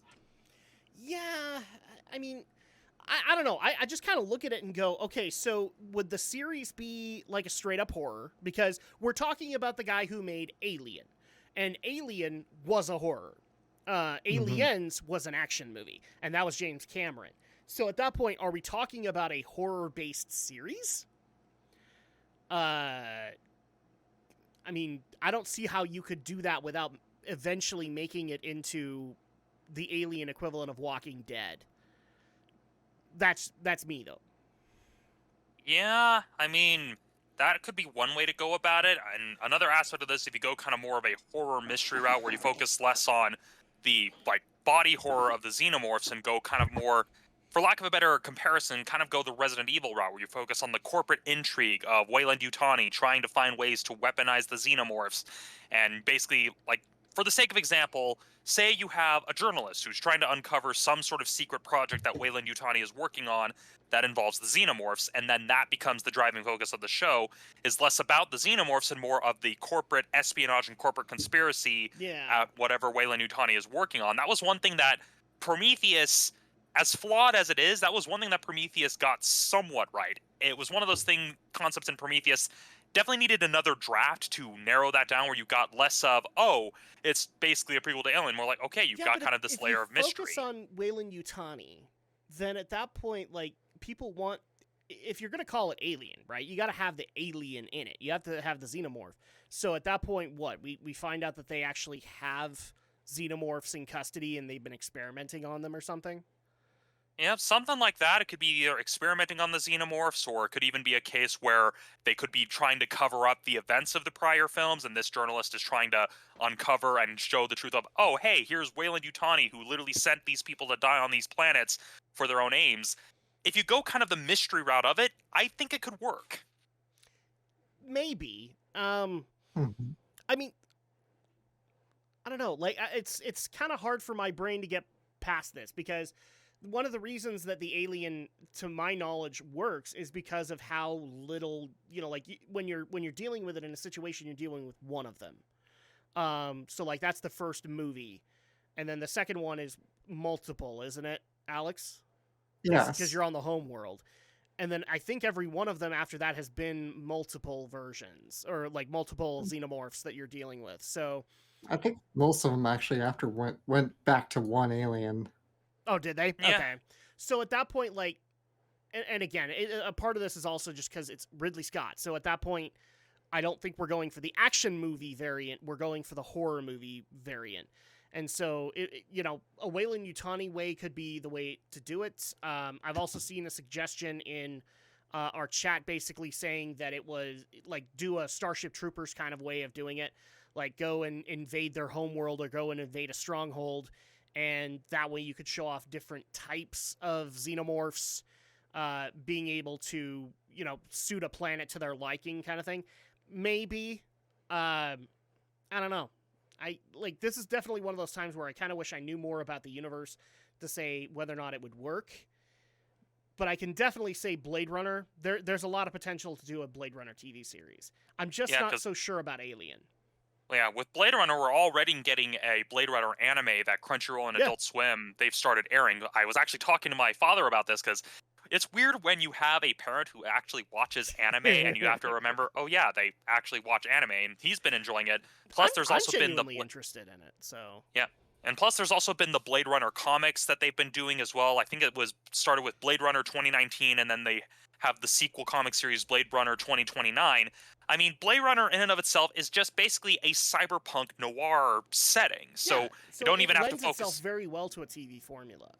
Yeah, and you don't even have to focus specifically on the replicants. You could focus on different aspects of this world, the different types of crimes that may come up, because you have Blade Runners that specifically focus on hunting down replicants, but then you could also just have a regular detective trying to solve different types of crimes that come up in this cyberpunk dystopia. Like, you could have a detective who maybe, like, is a former Blade Runner, so, like, he knows a lot of the people that work in the profession, but he's trying to get away from that life, and so, like, he deals with these smaller cases, but then they just kind of the replicants just kind of start bleeding into what he does, and so you have a cool thing to do there. Yeah, or alternately, especially if you subscribe, again, in case people listening couldn't tell, of the three, I've actually seen Blade Runner, so that's why I can go into detail about this. Another aspect you could go about this, and this is something I've seen not so much with Blade Runner media, but this was an idea that I saw in a Star Wars extended universe novel before the Disney buyout, where you have a replicant hiding out as a private investigator, solving different crimes while trying to evade other Blade Runners that would try to basically destroy him. Because there was a novel in the Star Wars extended universe where you had a former Jedi hiding out as a private investigator on Coruscant, kind of staying in like the seedy underbelly of the planet, and basically solving crimes and trying to solve issues while also avoiding the Empire. And so something like that, where the main character is a replicant trying to hide out and not draw attention, but still pulled into a lot of these mystery and intrigue. There's a lot you could do with the setting of Blade Runner, and there's a lot of other extended universe material that whoever is put in charge of the live action series can draw from. Yeah. Yeah, Blade Runner I don't think is the problem for any of us. I actually kind of smile at the prospect. It's just throwing Alien into the mix because, you know, we've also heard the in case people don't know this, there's already been the rumor of Disney working on some kind of a episodic kind of deal on Disney Plus for Predator. And that's another franchise that I just don't think lends itself to having a serial, like an episodic kind of manner. If you want to do a new Predator movie, okay, fine, then that makes sense. But I think it'd be a much better idea to just go with like another Alien film or something to that effect. I mean, if anything, Predator itself probably lends more to the Starship Troopers sort of approach than Alien does, because there with Predator, you already have it clear. Oh, they hunt down humans for sport. Especially if you go for kind of the Culver Hoven take on Starship Troopers, where it was more of like an open satire on fascist culture. When you look at like the levels of propaganda and everything that you see in the film version of Starship Troopers, we actually have an example of that formula working because Star Trek Voyager did it. They created a species that was very much like predators. And so at that point, you have a continuity, or at least you have a means of that formula working. Yeah, it would be a lot better to do. I'd probably be a little bit more on board with that. Just I don't know about an Alien one. That's because there's a lot of prestige there. Yeah, and as for the possibility of the Alien series and the Blade Runner series being in the same universe, I mean, if I were in the writers' room and told by the higher ups, hey, you need to find a way to have these things coexist. Well, it wouldn't take much. You could just establish, oh yeah, Weyland-Yutani is just another company in this universe, much like the Tyrell Corporation, and leave it at that. Be like, oh hey, Weyland-Yutani just is a company in this universe, and don't do anything else with it unless if you're gonna combine continuities. I know a lot of people will probably yell at me for this, but I mean, Alien and Predator are just kind of made for each other. Why not bring Predators into that continuity? Like, I'm not saying go and do AVP. AVP is weird. I grant that, but like there have been good attempts at being able to put Alien and Predator together. And that actually might be a really cool episode arc that you could do where the Alien and the Predator are fighting so hard that they're bringing humanity into the mix. Like, that might be fun. Yeah, I mean, especially if it's something that ties into the Blade Runner universe, that would even be an explanation of humanity being like, crap, we're being pushed to the fringes by these two alien species. Pretty much the equivalent. Again, I hate to bring up Star Trek Voyager, but Voyager has done this because you had Alien versus Predator in the sense of Species 8472 versus the Borg, and that was actually a really cool concept. Why not just implement that with Alien and Predator canons? That would work. And alternately, if it was to work in with Blade Runner, the way I would see it's like, oh, you see humanity pushed to the brink, and then you see the governments of Earth being like, okay, we don't like this, but we're going to have to start sending in replicants to deal with this because they're the only ones who can handle. That would be, I can see that working as like a miniature arc, but I don't really see that being the premise of a series itself. But yeah, plus to get back on with Alien and Predator, you have different ownership, so you already have a number of other problems there. Yeah, it very much is one of those things that it's wishful thinking at best, but considering that AVP, the film, was not well received both critically and financially, I mean, the way I would argue, Alien vs. Predator is a concept that works better as a video game, not really as a movie. Yeah, you just needed to talk to Capcom. Capcom would have done it right for you. All right, so final thoughts on this one before we move on. I think we've pretty much said it all. Blade Runner lends itself very well to a TV formula. Alien is questionable. I mean, you could do it, but I think that you'd have to go through a lot more hoops to be able to make it work on a TV format. I'll actually give the final thought to our Xenomorph expert. Where are you at with this? Curious. I'm curious to see where they'd take it. You know, Romney's certainly come up with some good ideas. It's like, but would you make it more about, say, the Weyland Corporation? Would you still make it about the alien? But yeah, I'm curious to see what they can do with a TV series with the Alien franchise. Okay. All right, and so let's go ahead and move into the next story that we have, which is actually another listener request. I haven't really covered these games, and it's primarily not because I hate them or anything like that. A lot of people think I'm overly Puritan on the series. I actually have kind of eased up on it, but We do have a number of listeners, as well as I have some friends that do play these games and love them.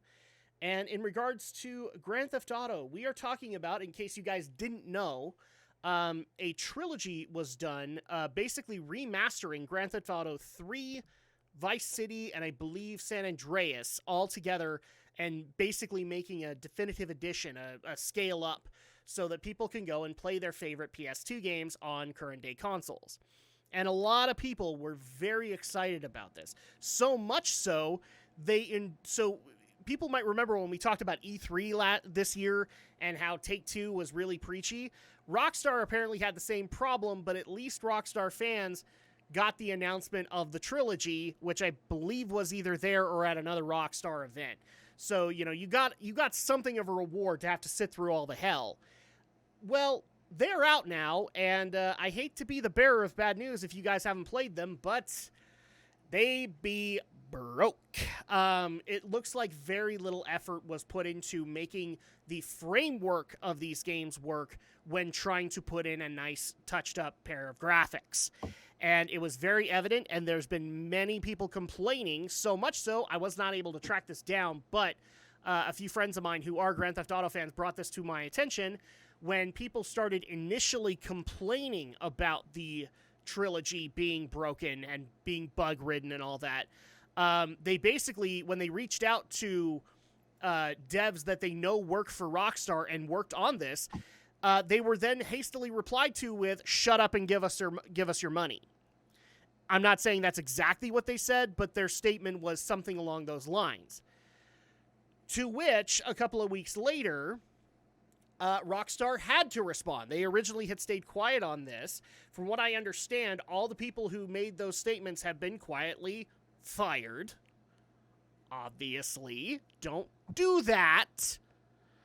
Don't make that your default response of shut up and give us your money when you're not putting in the effort. But they have already started to implement, according to the article that we have, a lot of bug fixes, addressing a number of issues for all three games. It has been so bad that originally on Steam, or not on Steam, but on the consoles, they put up the original games again on their market. So, like, if you had them bought, then you could just download them and be able to play them again while they work on the definitive edition. So, that being said, we have yet another example of the U.S. game industry being the U.S. gaming industry. You guys' thoughts on that? Like, these are highly loved games with the Grand Theft Auto audience. I actually admit, like, Vice City is the last Grand Theft Auto game I played, and I really haven't played anything else because I thought Vice City was such a cool concept, basically going back into the 80s and doing it that way.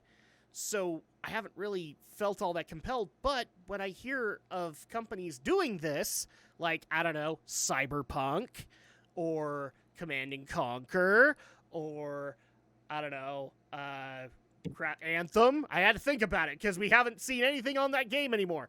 Yeah, we don't want to hear about stuff like this. What's you guys' take on them breaking the Grand Theft Auto original trilogy? Honestly, I'm not at all surprised that this is how the remastered trilogy has been released and that reception, because honestly, it's like you said, it's the US games industry being the US games industry, and I mean, I commend them at the very least for relisting the original games on PC, and that's the key thing. Not on PC, everywhere else but PC. Actually, in the article it says that they've been relisted on PC except for Steam. Oh yeah, Steam. Sorry, yeah, except for Steam. Yeah, and I've even been looking at Rockstar's webpage with the actual statement that they pulled from, and so they are relisting it specifically on PC, but not Steam. And that's the key distinction here. And so this whole situation, I mean, and I'm not really a big Grand Theft Auto fan. I think I remember playing the Game Boy game back when there was that initial novelty, but I'm just not a big fan of that particular type of game. I mean, yes, I've played Saints Row 4, but that's about it. But in terms of buggy remasters, that's just kind of par for the course. I mean, it's the same thing we saw with Silent Hill, I'm already hearing Zone about of the that Enders. with the Skyrim remake that's being done for PS4, PS5, and Xbox Series X. They're just bringing back old bugs again. Yeah, and honestly, it doesn't surprise me. It's kind of the classic case of, hey, you buy cheap, you get cheap. If you don't actually put in the time needed to make it work, then this is the result. I mean, again, at least they're relisting the classic ones on PC, but at the same time, this whole situation just doesn't surprise me in the least. No, and frankly, the reason I think that they got that response was because they got caught. Ultimately, they got caught with their pants down, and then they were like, okay, well now we need to fix this. We'll go put the old games back on while we quote work on these. And I can guarantee you what's probably going to happen is there's not going to be any work done.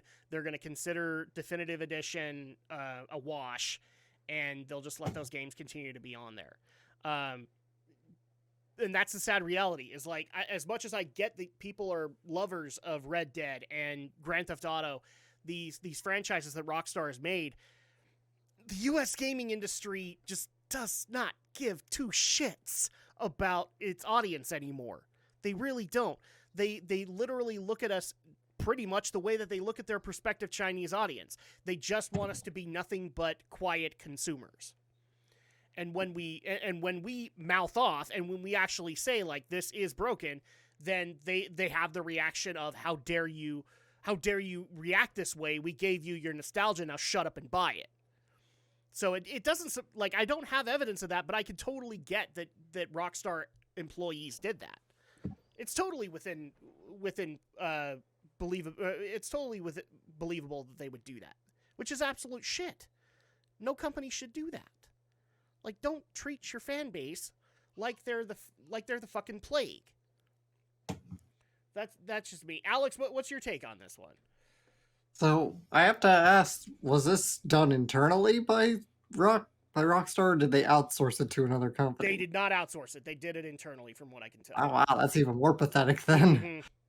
Usually you find bad ports or bad remasters are because they foolishly outsourced it to another company. But man, you have even less of an excuse this time. From what I understand, it was a company that Rockstar had recently absorbed, but still, as far as I'm concerned, that's still internal. Like, it's still owned by them, and therefore no excuse. Yeah. You had access to the original code. You had everything that you needed to be able to make these better, and you refused to.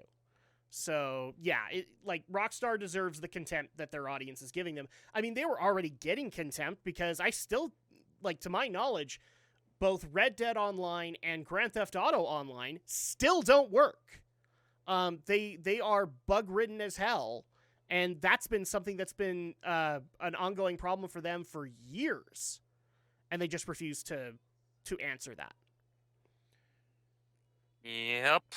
So, like, I've been trying to tell my friends who are hardcore Grand Theft Auto fans, like, I get that you love Grand Theft Auto Online, but is there not another game that you can go support that's maybe made from an indie company where they actually give a crap about you? Because Rockstar is just not in that camp. They just aren't going to care. Yeah, I mean, the short answer is there isn't really, since the sandbox format is a really, really expensive genre to develop a game for. I mean, there are some indie titles that do kind of a retro take on the sandbox formula, but from the perspective of someone who would be... When you're thinking from the perspective of someone who gravitates towards games like Grand Theft Auto or Saints Row, it's not an easy format, so there aren't really that many quality indie titles that try to follow the sandbox format. There are a lot of really bad ones, but even off the top of my head, I can't think of any really major, even retro-inspired sandbox-style games that a GTA fan would enjoy, except for maybe Grand Theft Retro, which was basically a parody of it, but even then, the novelty of it being a 16 or 8-bit... Did earlier this year, the developer of Saints Row also try to put out, like, a remake of 3, and that bombed as well? Yeah, they've been putting out remasters of 3 and 4, but they basically were just quietly released and not really regarded all too much. Mostly because Saints Row, it peaked with Saints Row 4 and with Gat Out of Hell, and there's really just nowhere to really go. There have been talks of a reboot of Saints Row for precisely that reason, because again, how do you top the main character being the president of the United States fighting off an alien invasion? You can't. You really can't, but, I mean, like, the only time I could say, like, sandbox, but I don't think it would qualify, but it would it would scratch the itch of a lot of Grand Theft Auto fans I know of, is maybe the Yakuza series, but even then it's not entirely a sandbox. You're restricted to like one particular section of a city. So, Yeah, I mean, Yakuza is more of an heir apparent to Shenmue more than anything. yeah, it really is. But I could totally, like, I've recommended it to a couple of Grand Theft Auto fans now that I played Yakuza Kiwami. So I think you can get that, but yeah, the sandbox genre might just be on its way out. I hate to say. Well, to a point, it's very much a genre for the AAA industry. Like, only the companies that have those large amounts of monies can do it. I mean, that's why we're still getting Spider-Man 2, another sandbox style game, and then later Wolverine, which is supposed to be set in Madripoor, which it's very much a genre that only the really successful developers can really attribute for, because of just the sheer level of manpower needed to make one that actually works. Ubisoft. Somebody brought up Assassin's Creed. Assassin's Creed's still considered sandbox. Yeah, but they're like with I would say Rockstar. Fictional sandbox. Yeah, fictional sandbox, but it goes back to the same point. Much like Rockstar, those games are also really, really buggy. Yeah, they really are, and part of it is because they went to the releasing yearly model, and even they had to admit that wasn't working, and then they went back to like once every 3 years to be able to do it. Yeah, especially when they abandoned. I mean, and I've seen this happen in real time because my older brother was a huge, huge Assassin's Creed fan. I would actually even be there watching when we saw the ending to Assassin's Creed 2 and saw everything they were building up, and then Ubisoft just threw all of that out the window. Yup. Yeah, I definitely felt bad for a lot of people there, especially when we got to 3 and the non-ending that 3 provided. Yeah. So, that being said, final thoughts on this one. Like, I hate to be the guy here, but there's a reason that I have based, like, if it's a good company, if it's a good US AAA company, I will support them. But even a lot of people have noticed this. My love of Blizzard has waned. I'm not actively supporting them as much as people think that I am anymore. So at that point, like, I guess the only advice I can give to people is go and find something else, because obviously US AAA companies are not interested in being buddy-buddy with you. They're not interested in having that relationship with you that makes them successful. Go have that relationship with someone that does want to be successful and does want to bring you into that development cycle kind of thing. If that's a Japanese company, do it with them. If it's an indie company, do it with them.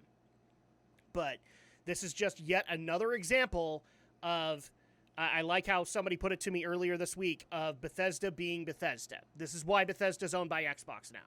It would not surprise me if Rockstar eventually gets owned by somebody else. So, yeah. That being said, let's go ahead and get into our other big topic that we have for this given podcast, and that is our usual talk of our favorite event at the end of the year, the Game Awards, or as we all like to call it, the Jeff Keighley liking to remind people that he still exists convention.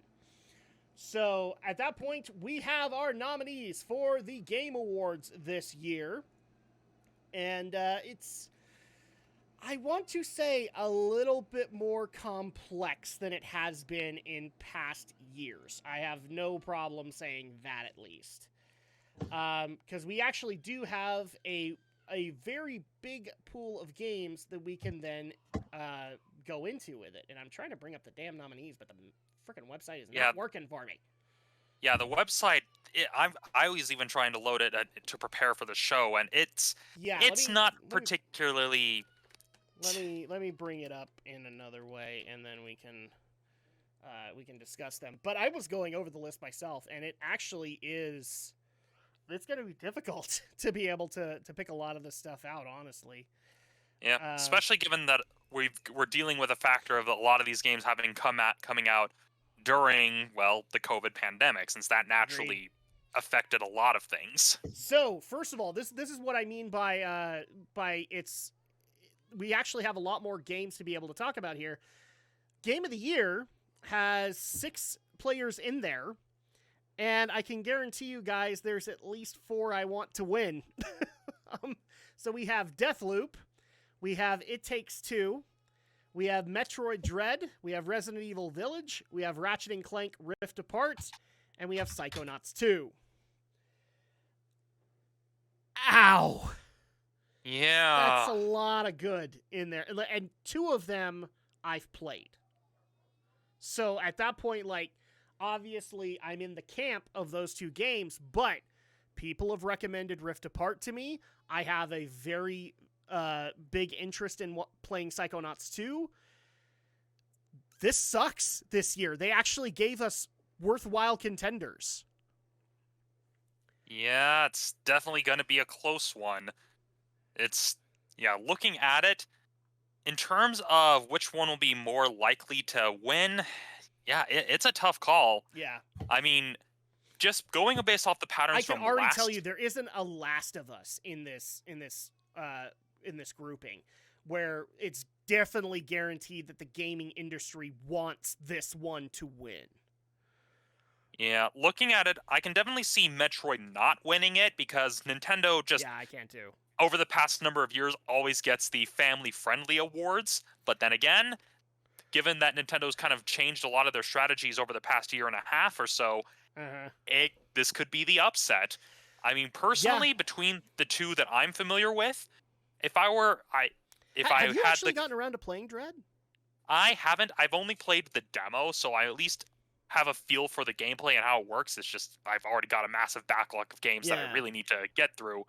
But between the 2 that I'm familiar with, which would be Dread and Village, I'd be more inclined to give it to Village, just in terms of how satisfied the overall experience of Resident Evil Village is, as well as the fact that its replayability isn't linked to microtransactions. It's literally everything you can unlock in Village, and I speak as someone who literally platinumed the game, is all based on playing the game. You don't have to pay extra, you don't have to do any sort of gimmicks. It's literally, you play the game enough times and on the certain difficulties and do these various challenges, and you will eventually unlock everything and get that platinum trophy. And so that would be my choice for Game of the Year, would be Village, because it's at least a complete experience on its own.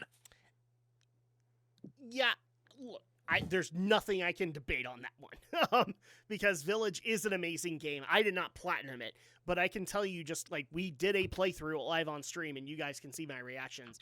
This game redefined Resident Evil. It probably, in some cases, even redefined the survival horror genre, and that's minimizing what it was actually able to pull off. So at that point, I'm there with you, but I've got to be honest here, Romney. My inner Metroid fan is screaming that Dread needs to take it, because Nintendo needs to keep this franchise alive, and if people have not been able to follow some of the coverage here, like, if this game fails, it probably is the end for Metroid. Thankfully, Dread has been a financial success, so at that point, I think it's okay. Like, they would consider maybe doing more with it. But man, I want that security. I want that security because I'm a Metroid fan and I don't want to see it go away. So I could easily be in the camp of either Dread or Resident Evil Village, but also from what I've heard, Insomniac could easily take it with Rift Apart as well. Because they've been working on this for quite a while. They've been able to make a very in-depth Ratchet & Clank experience that both past fans and new fans can enjoy. Even the casual fan could, the way I understand it, can enjoy Rift Apart without playing any of the previous games. And I'm not saying anything bad about, in this case, Double Fine for Psychonauts 2. That's probably amazing too, as well as Hazelight Studios for It Takes Two. Me and Andrea want to play that. The only one that I probably would be saying bad things about is Deathloop, because it's Arcane Studios. I have since played 2 games from Arcane. Sorry, I'm done. Arcane is not the studio that everybody made it out to be with me. They have lots of problems when it comes to making games, and frankly, they've learned way too much from Bethesda. That's just me. So, Alex, what's your take for Game of the Year? I like the pretty good variety here, you know? No, yeah, this is like, I'm trying to think, in the past, have we ever had a lineup like this when we've covered the Game Awards? No, it's usually always like the biggest AAA game, and Yeah, it's we can usually easily from tell like who the gaming industry wants to win, who we want to win. This is not that easy. yeah. I think we got a really good variety here for a change. Yeah. So yeah, I got to give it my hat off to this one. I mean, if we actually had to, put our tinfoil hats on for a second, which game would the gaming industry want to win above everybody else on this? I don't think it's Village. Village Not irritated a number of people when it came out. But then again, I also think Dread irritated a number of people, as I've pointed out in past podcasts. yeah. In terms of the conspiratorial choices, I would definitely see it being between. It would basically be between Psychonauts, Deathloop, and It Takes Two. Mainly when you look at the companies behind each of those respective games, you've got Bethesda, EA, and Xbox Game Studios. Yeah. And so I can definitely see if there was some shady dealings going on, it would be one of those three, because EA and Bethesda do have a bit of a track record of trying to, grease a few palms, as it were. I have to agree on this. So there you go for Game of the Year. Game direction is most of the same. So we have Deathloop back up. We have It Takes Two. We have Returnal, which is another one, I believe, originally in the leaked version of the awards. Returnal was also supposed to be up for Game of the Year, but I guess they've changed that. Psychonauts 2 and Ratchet & Clank Rift Apart.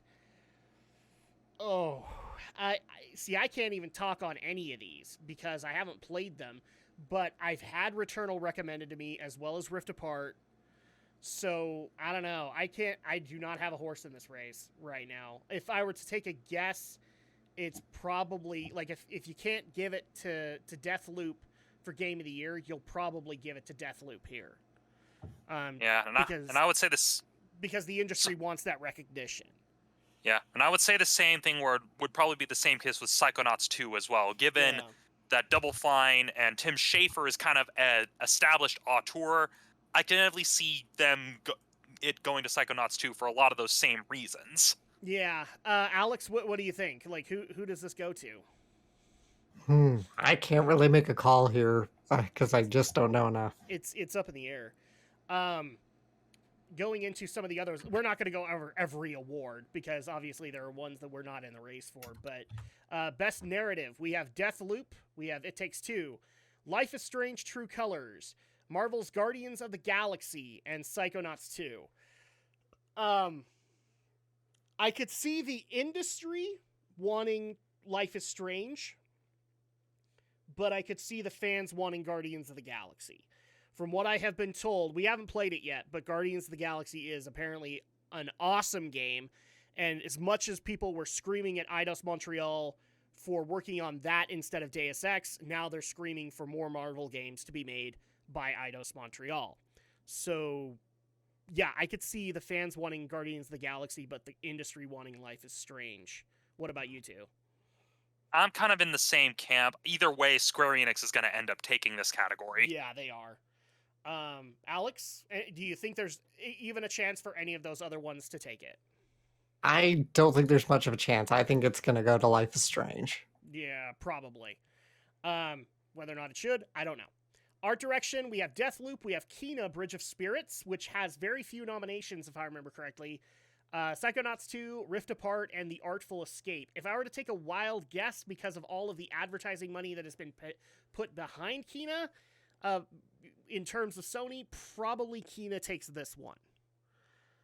Because I think they've got one other nomination down the list aside from this, and this one makes more sense. Yeah. I mean, I could also kind of see it going to The Artful Escape as well, since Annapurna has really been making a push into the game industry. They started out as a film company. They've really been trying to push into gaming. So I can see that one also being another possibility for best art direction. Yeah. That I'm just saying based off of money. I think if Sony's going to put money behind Kena, it's going to be here to be able to do it. Maybe art direction also could go to Rift Apart. I don't know. If it goes to Rift Apart, I will say this: narrative, game direction, and game of the year would all have to go to Rift Apart just to have that clean sweep to be able to make it work. But I don't see that happening. Alex, what about you? I can't make a call on this one. Yeah, again, we're having this issue of like there's too much here. So best performance that we have, again, still not determining between actors and actresses, and motion capture versus voice capture. So we have Erica Mori as Alex Chen from Life is Strange: True Colors. We have Giancarlo Esposito as Anton Castillo from Far Cry 6. Jason E. Kelly as Colt Vaughn from Deathloop. Maggie Robertson as Lady Dimitrescu from Resident Evil Village. And Ozioma Akaga as Juliana Blake from Deathloop. It's gonna go to Maggie. It has to go. She has literally been a meme all year. Yeah, I would say this: the fans are gonna vote for Maggie Robertson, Yes. but The the industry is gonna go for Erica Mori because Life is Strange, and so that's kind of those are the directions I see it being split between. Unless Ubisoft decides to really, really aggressively push Giancarlo Esposito, because they've been dropping a lot of money in the advertising campaign for Far Cry 6. So those are kind of my three. It's going to be one of those three. They really need to separate this. God damn it. They really do. Best motion capture performance, best voice performance, at least. And then I believe consider doing a male and a female. I believe with Maggie Robertson, she did do both the mocap and the voice performance for Lady Dimitrescu. So she did some of it. They had somebody else who was taller than her also do some of it as well. But yeah, it was mainly specifically a lot of the character specific stuff. So a lot of the dialogue heavy scenes they had. I know the Maggie phone call she did. Yeah, the phone call she did. And I know some of it they did have to adjust for the height difference, particularly in the initial scene where she's arguing with Heisenberg. And so she did that one too. I know that because I think she complained on an interview somewhere that she had to be on like stilts or something for it. So. Yeah, and so it's one of those cases where it's a bit nebulous, and that's probably why they haven't really separated it out. Although they probably still should, arguably, because really should. Yeah, it's just you sometimes have it where you have these voice actors also doing the mocap performances, and that's where it muddies the waters a fair bit, especially when you've got some that are lending their likeness, like Giancarlo Esposito did for Far Cry, where it's his likeness specifically being used, as opposed to someone like Maggie Robertson, who is voicing a character and performing as a character, but not lending her likeness. The waters are muddy. They really need to start. And I'm surprised that the actors unions haven't really started outlining these things already, because they should. I have heard that they've been giving some pressure, but a lot of this has to run through Jeff Keighley, and I think Jeff Keighley's like their main problem. Apparently he doesn't want to do it. Or he doesn't see the need. I mean, hopefully we'll at least start seeing these sorts of performances nominated at the SAG-AFTRA Awards, at least with those separated categories, where like voice acting, motion capture, because I mean, Andy Serkis needs more love. Let's be honest. Yes. Alex, any take on that one? Let me just say Lady Dimitrescu. It's okay. The entire internet fell in love with her. It's okay. Yeah, I can't say one way or the other. Probably, nah, I can't. It's a toss up. Yep. So the next one that we've got is Best Action Game. So we have Back for Blood, we have Chivalry 2, we have Deathloop, we have Far Cry 6, and we have Returnal. This is definitely one where I could see Deathloop getting it. But Returnal is also in there, so I could see it being a bit of a toss-up with that, because I know a lot of people are behind Returnal. Apparently Returnal was an amazing game that came out earlier this year that more people need to play. So, I don't know. And even then, Far Cry 6 could probably go in there too. I don't know. I could see the money being behind Deathloop. But, like a personal pick, I have nothing invested in that one. Yeah, it very much is a toss-up.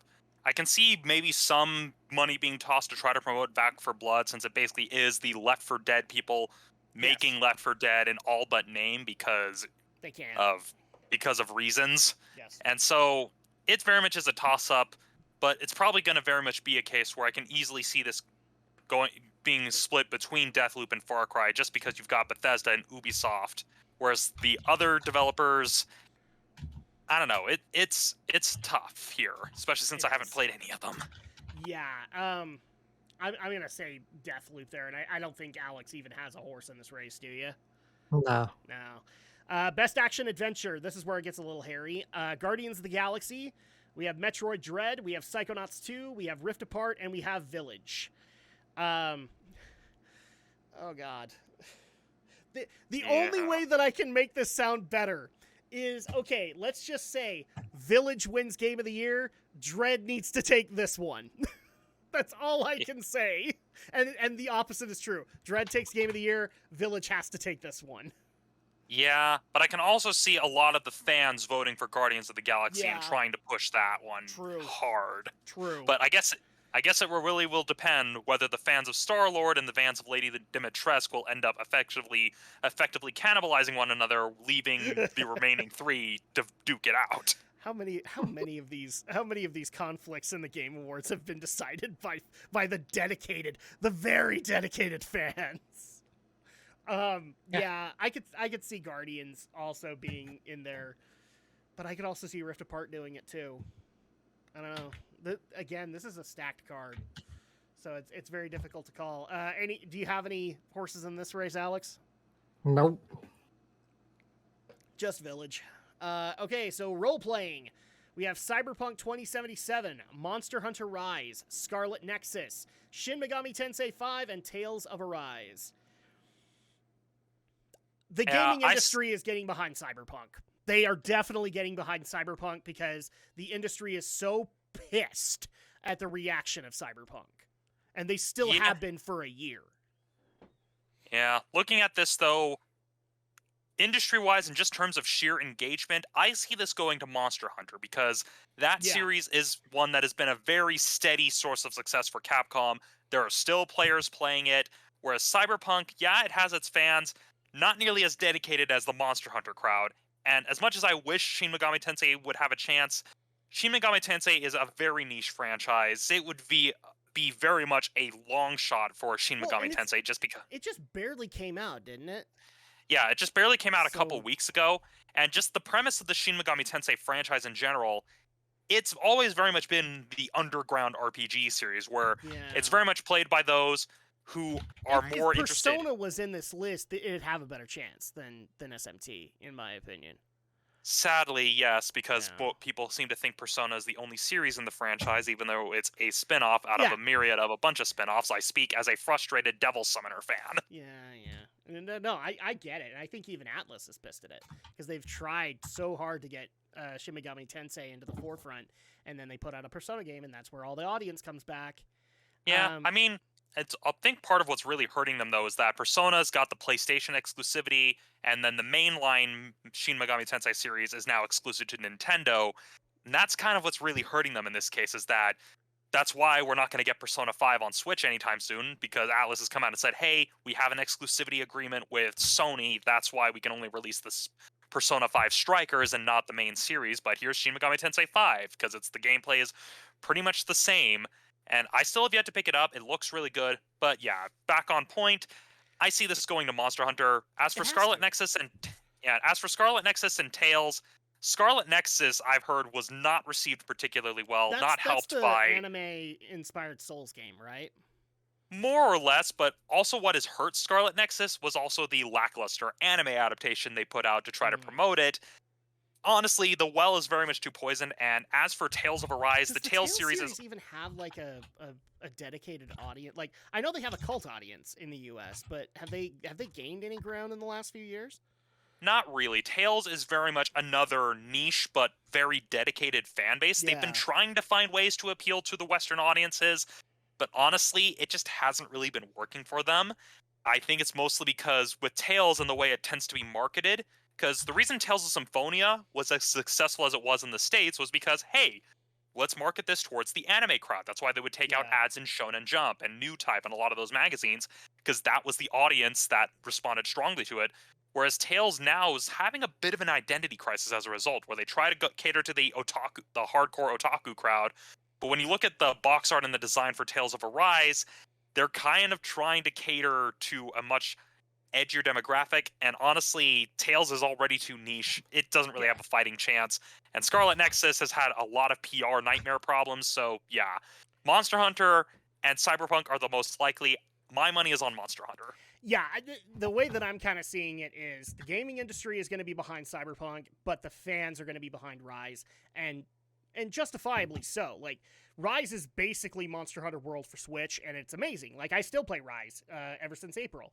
So at that point, like, I just get in there and get into a group, and then I go farm for whatever armor set I'm working on, and I think it honestly needs to go to Rise, but I could see the industry saying no, Cyberpunk.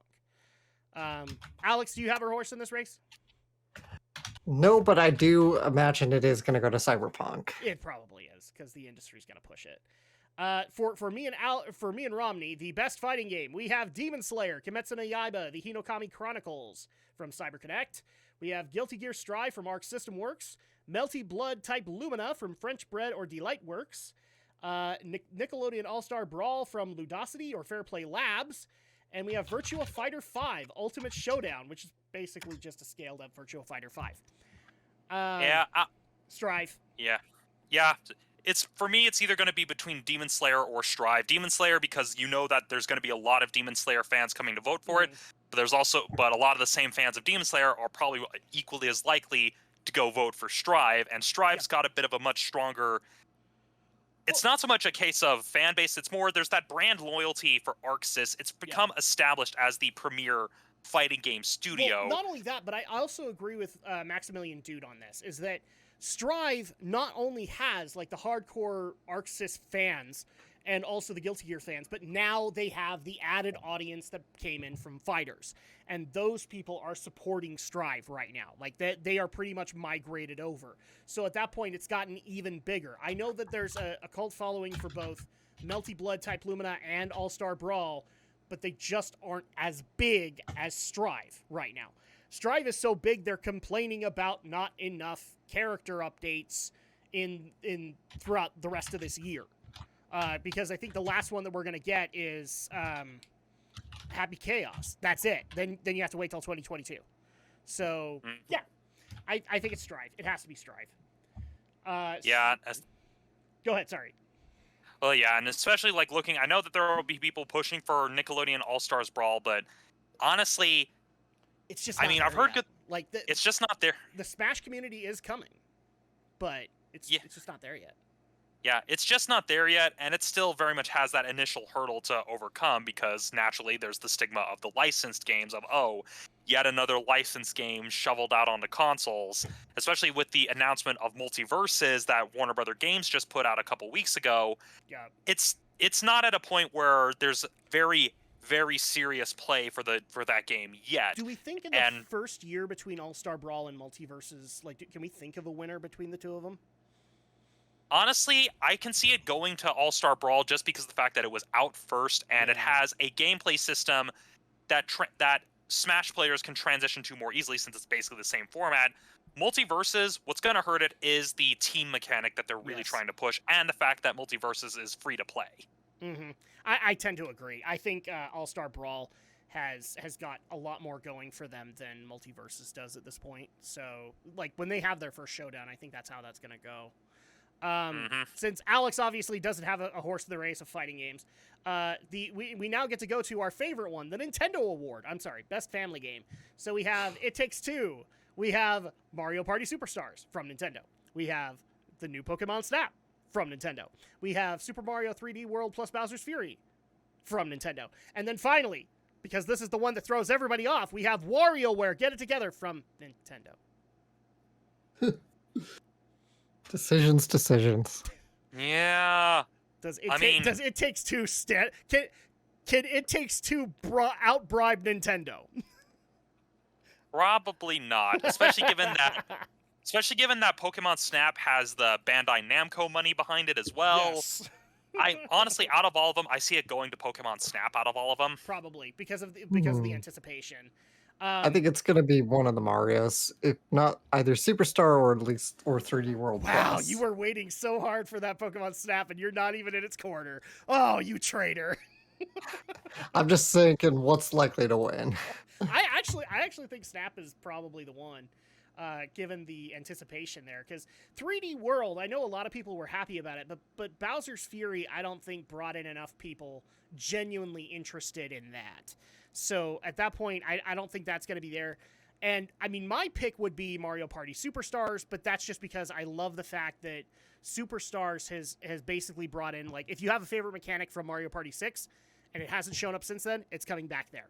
If you like Mario Party 2, it's coming back there. And I like that idea. But even I've got to admit, like, it's Snap. It's got to be Snap. Yeah. I mean, who knows? Maybe this will be the one...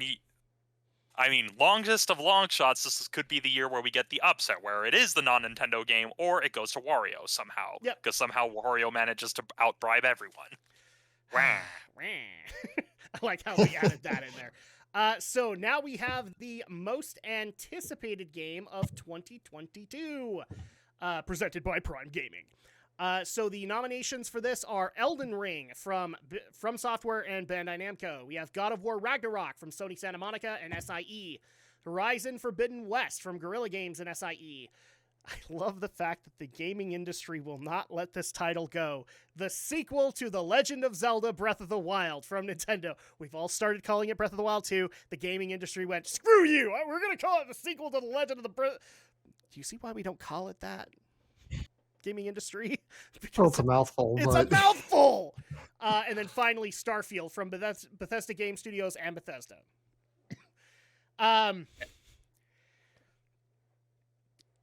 Yeah, oh God. It's got to be Breath of the Wild 2. Like, Nintendo's probably putting all their money there to hype it. Yeah, honestly, for me, it's between either Breath of the Wild 2 or Elden Ring. Elden Ring has been doing a lot to push it. So yeah, because the Souls fan base is pretty vocal. Plus, it's also got the whole George R.R. Martin marquee value to it. yes. And FromSoft has been really, really pushing it. So I see it being between those two. But then again, Sony, for all we know, could outbid both of them. And it could be going to God of War. Or, again, it's a tough call. But my money, it's either going to be Breath of the Wild 2 or Elden Ring. Because those two... If we're taking a guess, which one is Sony putting their money behind? Because I can guarantee you it's probably Horizon. Because Horizon's coming out soon. I think it's going to be God of War. I'm not...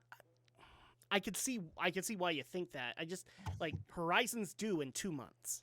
So at that point, like, why not get the hype going for it? But I do agree with Romney, though. And Alex, if you have a different opinion, then go ahead and state it. But I think it's going to be either Bandai Namco pushing Elden Ring, or it's going to be Nintendo pushing Breath of the Wild 2. Similarly, I'm a toss-up, but I think it's between God of War and Breath of the Wild 2.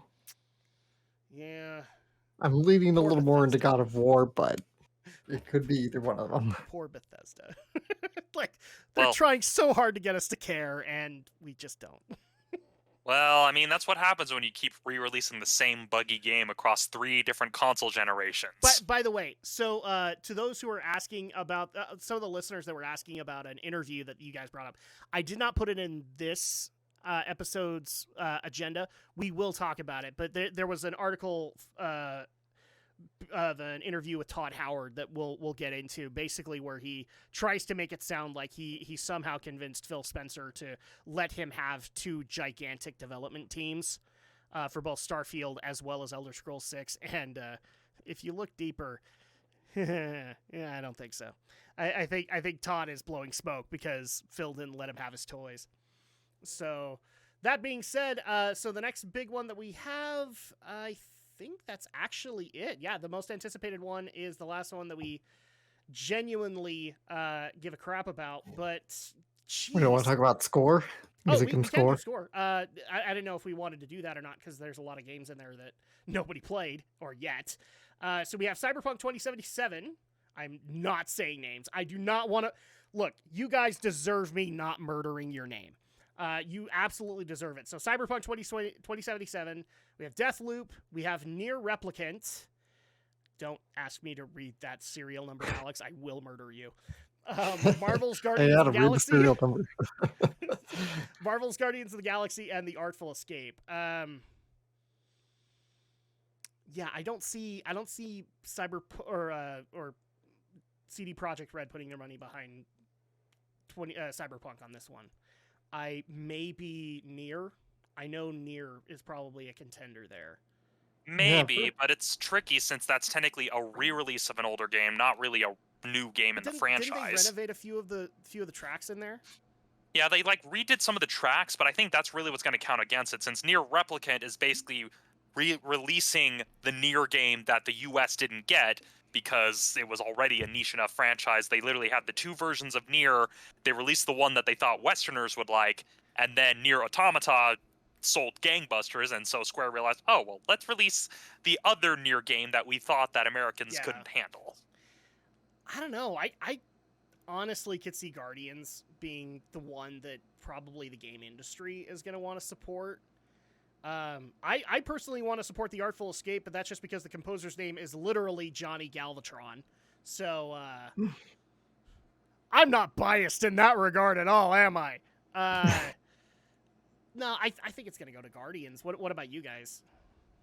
Yeah, I'm kind of leaning into Guardians. I've heard of some of Nier Replicant's music. It's pretty nice, Yeah, but it I think Marvel's Guardians just has more momentum behind it. Uh-huh. Yeah, I see it going to either Guardians or Cyberpunk, because I could definitely see CD Projekt Red trying desperately to get Cyberpunk some sort of recognition. Yeah, I could see that. The only one that I just don't see anything behind is Annapurna, and that's just because I don't think that award would give them that much prestige compared to some of the other games that that Artful Escape is in for. So, like, for example, they're in for Best Art Direction, they're in for Best Ongoing Game. So at that point, there's more to gain from those than from score. Yeah, and Artful Escape's also up for Best Debut Indie Title as well, so... Oh, yeah, where is that in the list that I have? Because we didn't do that one either. The Best Indie Game. Yeah, Best Debut Indie Game is the title, is what the award is called. And change it? Okay. Yeah, and I actually have the page up, so we've got The Artful Escape by Annapurna, we've got The Forgotten City, Kenna Bridge of Spirits, Sable, and Valheim are the five titles in contention for Best Debut Indie Game. That's the key distinction here, is Best Debut Game created by a new independent studio.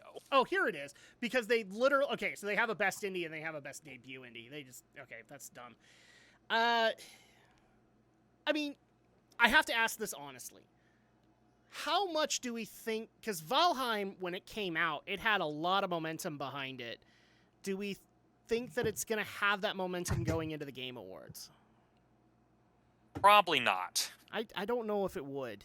Artful Escape, maybe for debut indie is the way that I'd go. Either that or Kena. Like, this might be the one that Sony's like, okay, yeah, we'll let Ember Lab get this. Yeah. Especially considering that Kena is up for both Best Debut Indie Title and Best Indie Title overall. So I can see it either getting one or the other, but not both.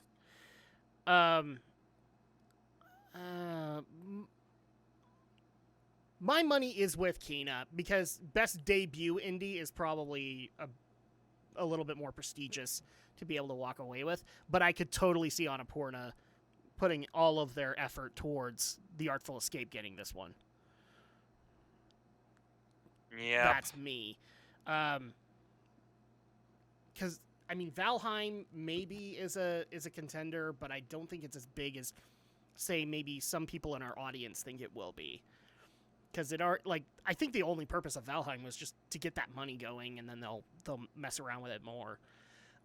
Just to kind of go over it, the best indie game that we have is 12 Minutes, Death's Door, Kena Bridge of Spirits, Inscription, Loop Hero. This is actually one where I would say maybe goes to 12 Minutes, because that's the one in the apartment where the wife gets murdered and you have to figure out how that happened, right? Yeah, more or less. So yeah. I could see 12 Minutes getting this one because of all of the hype that was behind it back at E3 and when it released. I could see 12 Minutes getting this one. And actually, that would be the perfect way for Annapurna to do it, is get 12 Minutes to get this one and then get The Artful Escape to get the debut one. Yeah, it could go one of two ways. Yeah. I can also see the industry really pushing for 12 Minutes as well, even though, like, like it's been getting critical praise to an extent, but I know that there's been a lot of fan backlash regarding the way that you get the true ending of the game. It's yeah, so I can see the industry pushing for it, but I don't really see the fans really coming out for 12 minutes. No. From what I understand, fan reaction is it's not great. It's somewhere in the middle. For 12 minutes. Like some of them absolutely love it. Some are just like meh on it. I haven't heard anything hating it. I've heard a fair bit hating it, mostly because it's a lot from a lot of the YouTubers and a lot of the outlets that like to use the more inflammatory subject lines and headlines where they call 12 wannabes. Yeah, AVGN wannabes, but also just because I know Yahtzee Crowshaw's review of it pretty much put it succinctly where the way you get the true ending of the game just doesn't feel satisfying. It doesn't really feel earned. It's very much one of those, oh, well, you have the player try to do everything right, but apparently that doesn't solve the problem. You have to go through it very much. I wouldn't call it Sierra logic, but it's very much a more darker twist on Sierra logic of, oh, well, you're basically supposed to be the awful human being in order to see the true ending. And honestly, no one really goes into playing a game to be reminded of how awful people are, because isn't that kind of their motif at this point? Like, because everybody was telling me that the way that you properly win Detroit is you be a horrible, disgusting human being. So yeah, isn't that also what they did with Heavy Rain?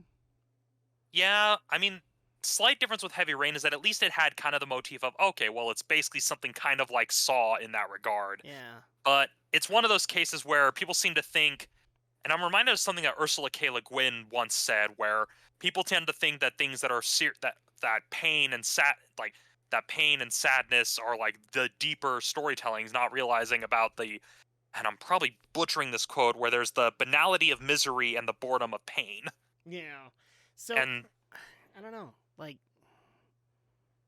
yeah, I'm gonna stick to what I'm thinking here. I think Artful Escape is probably the better way to go than 12 minutes, but the industry will support 12 minutes because they don't think the gaming fans have given it a shot. But I could also see Sony putting the money in this particular portion for Kina to get that so that they can drum up hype with it. So yeah. That being said, final thoughts, Alex, on any of these? No, I got nothing more to say with those. All right. Well, unfortunately, I hate to do this, Romney. I know that we've been having this problem. We have run out of time because I've actually got to let Alex go in the next little bit because he's got Thanksgiving plans and whatnot. So in the meantime, we'll probably have to wrap this up, and then we've got 2 stories left. We'll bring those to the next episode, along with some of the other ones that I wasn't able to fit in on this one. But in the meantime, if people want to be able to reach out to us, check out our content, be able to have an open discussion with us on the Game Awards or even on Chrono Cross being remastered, Alex the Shadow Blazer, how do they do that with you? You can find me on YouTube, and Shadow Blizzard 3000 is my channel. So my most recent video, I did a video. What was my recent? God, you can see my brain scrambled from the holiday, right? Yes.